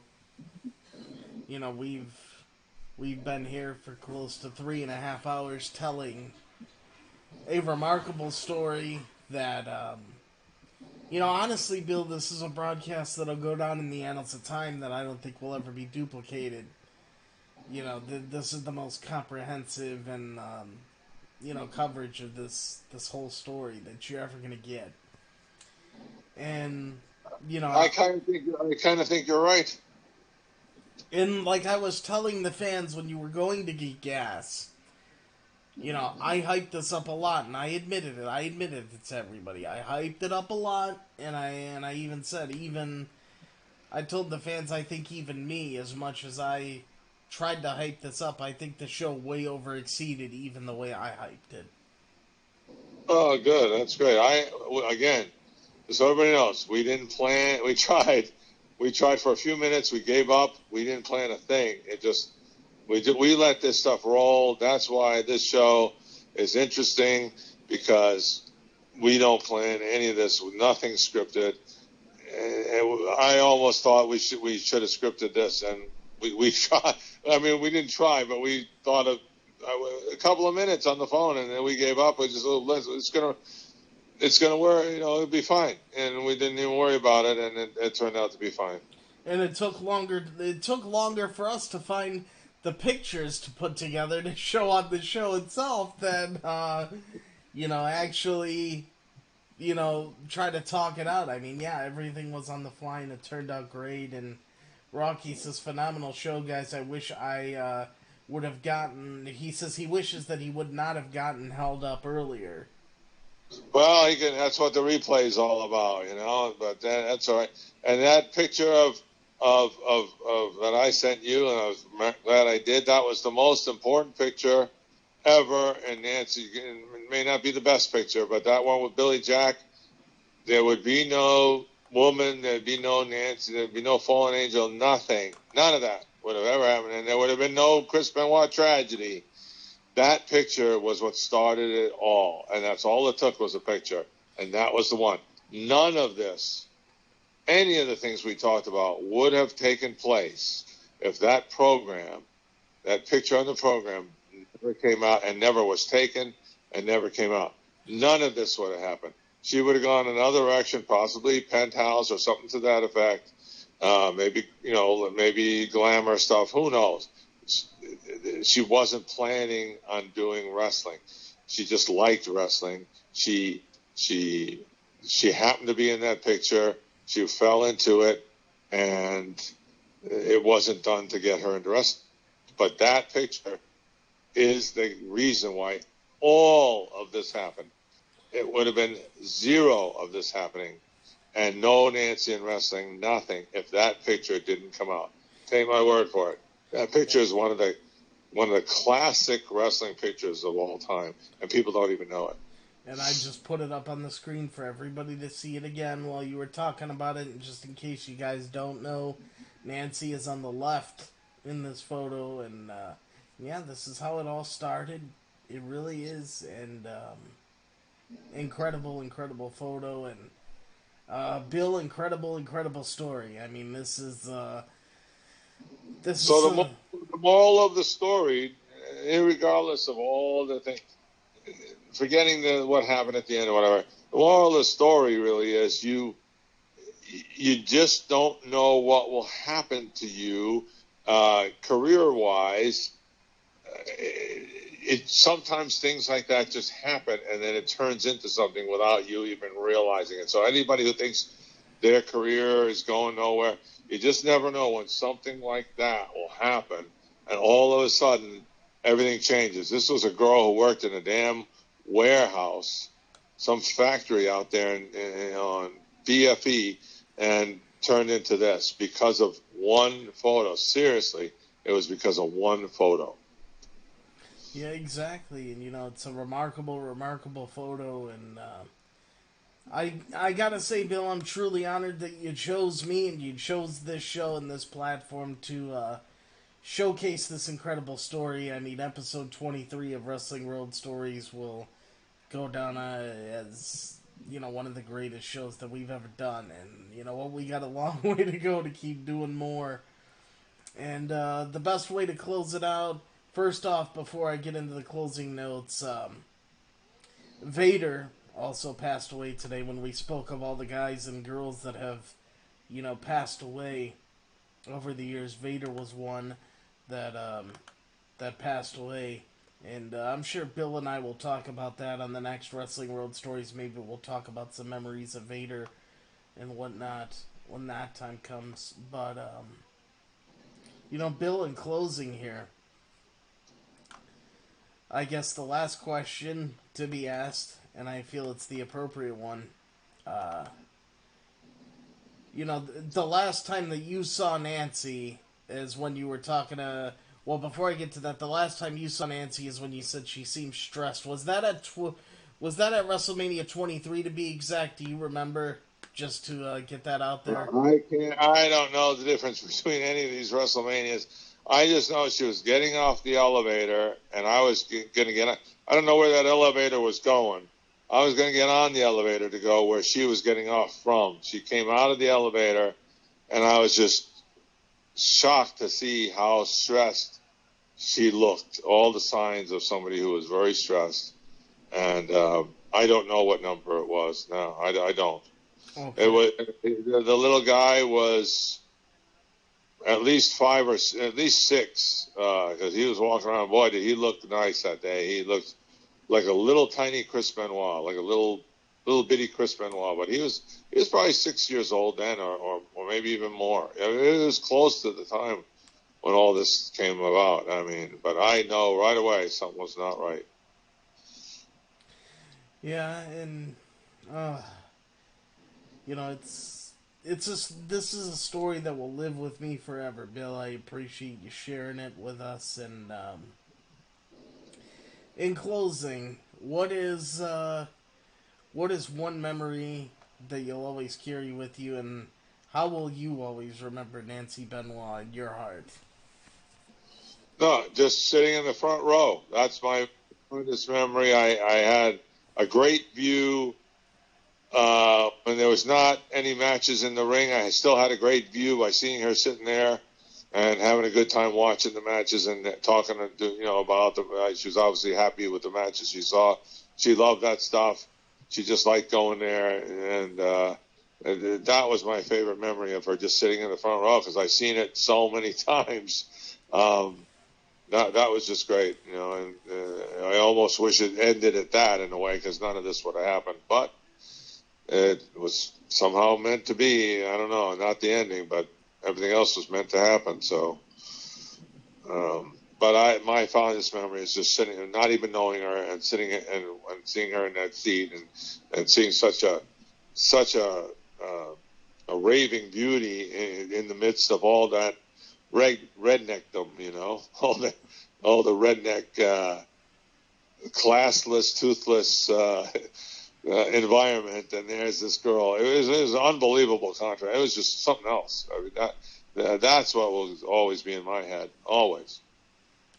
Yeah, and that's a wonderful memory to have, and I have a few. If I may take a couple minutes to do this before we sign off, because I do have a few. I'm looking at it, from a fan standpoint, because I never got to meet Nancy in my lifetime, so for me, this is strictly what I've seen in my days of you know, of watching on TV and being a wrestling fan.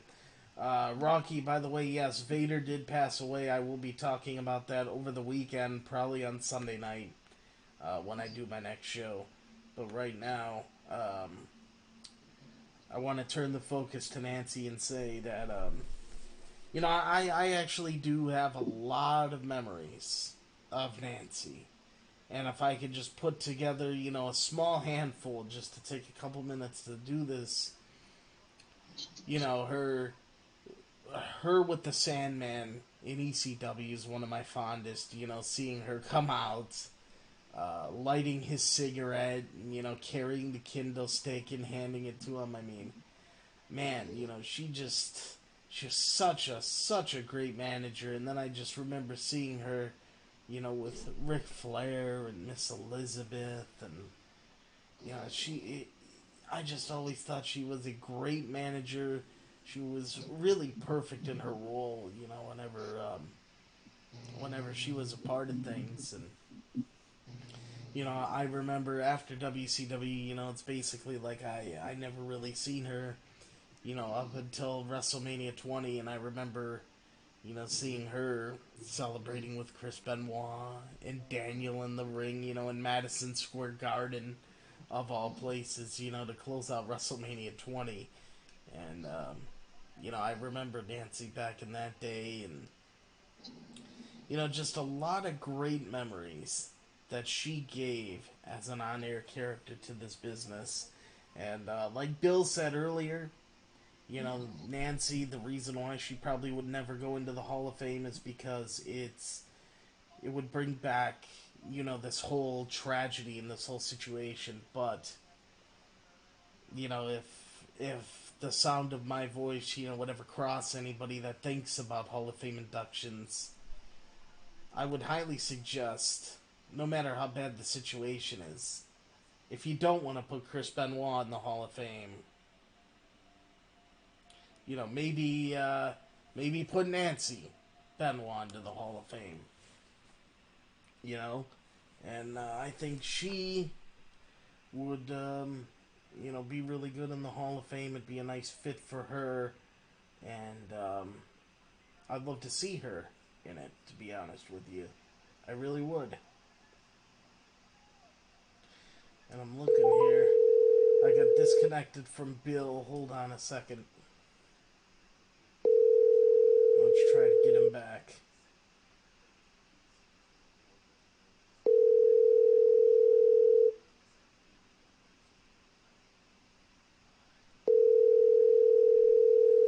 Let's see. Is Bill there?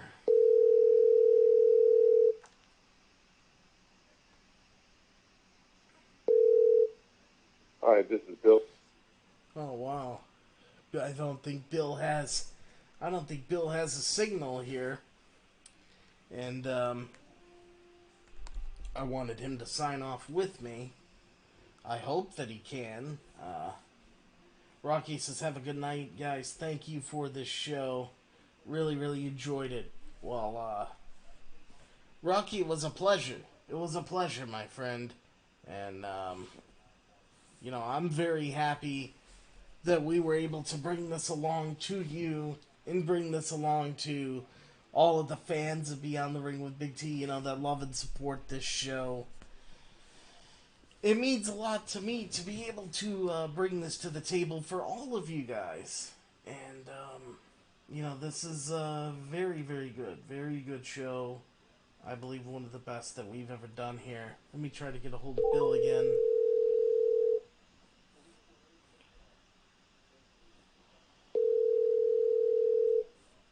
Hi, this is Bill abroad.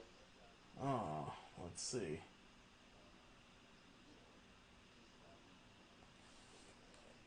Something happened. Oh, I hope Bill's phone didn't die.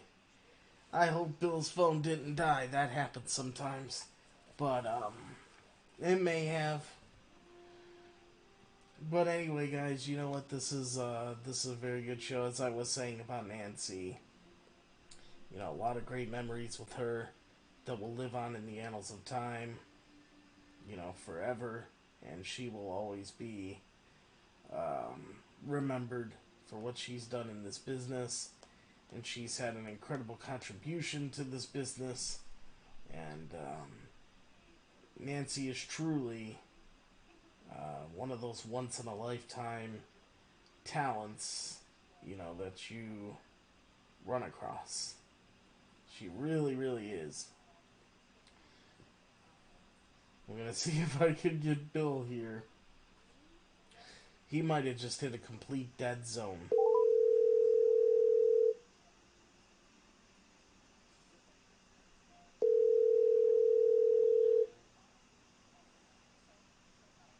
He might have hit it. Let's see.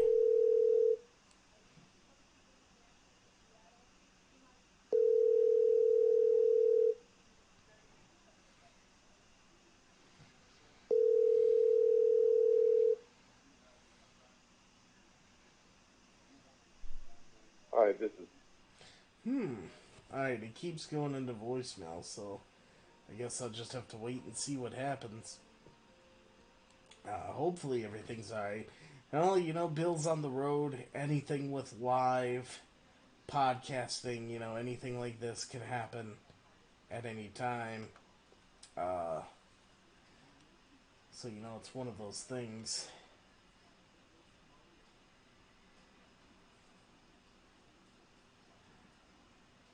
Let's see here.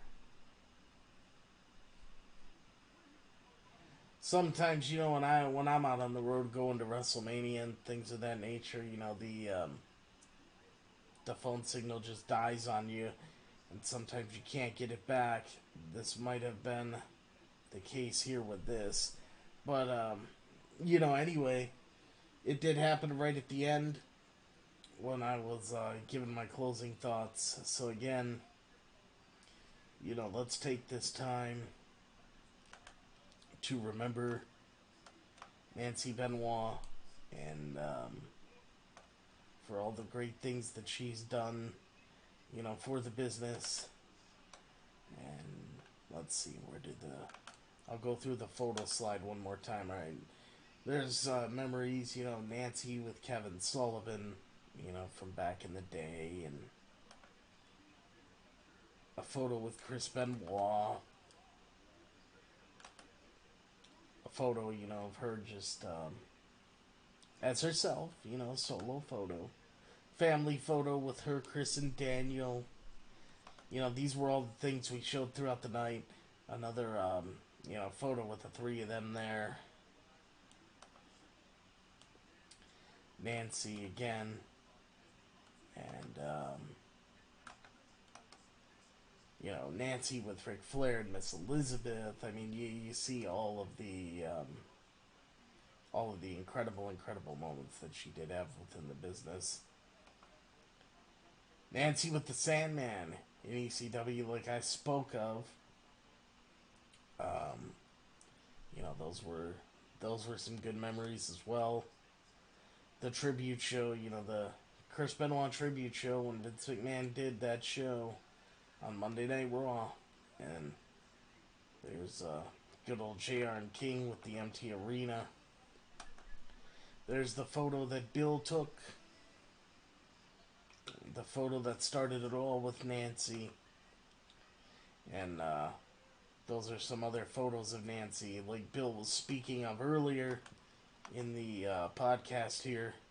If you guys missed any of these, that's why I'm going through just a little quick thing here to go through. But that's all of them, guys. That's all of them. But like Bill said, the photo that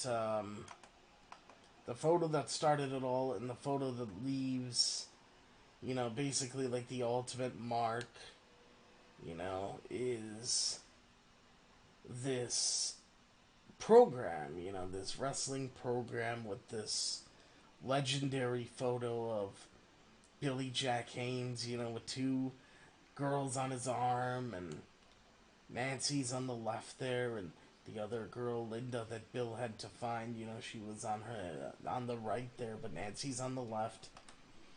And this was Nancy's first photo, into wrestling with Billy Jack Haynes.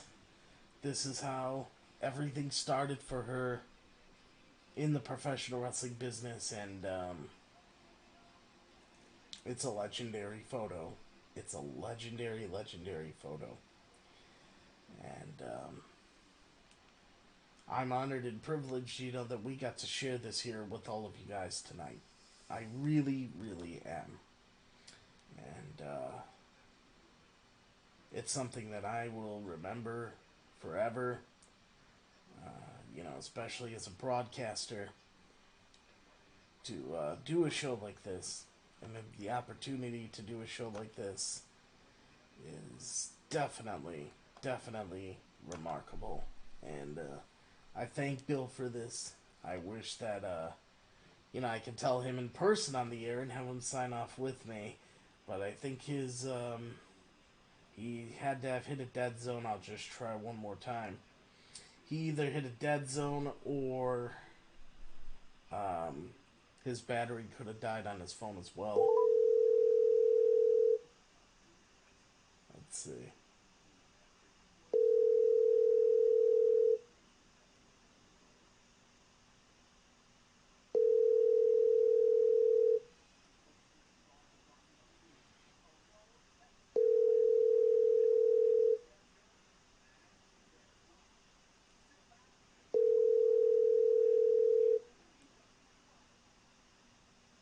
Hi, this is Bill. Alright, so Bill's phone the battery must have died, because I know, like we said last night, he's been having, charging problems with it.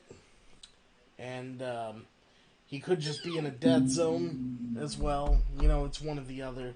But it happened at the end of the show. At least we were able to get the whole story. But I want to thank you guys for being a part of this show. Tonight, I come to you. A lot of times I'm, hyped up, and, it's basically like Big T, the character, so to speak. But, I just want to say that, speaking, person to person, and being Big T, the man, and not being over the top, when reviewing wrestling programs. This was truly one of the greatest honors for me that I've ever had, in all honesty. And to be a part of something like this, and to have Bill share an awesome story such as this, means a lot. And I hope that you guys enjoyed it. I hope that you guys will go through the replay and listen to it again. And, like Bill said, if any of you have any questions leading up to when we do our next show, you are more than welcome to ask any questions that you may have going forward. So, Nancy, we love you, and we'll remember you forever.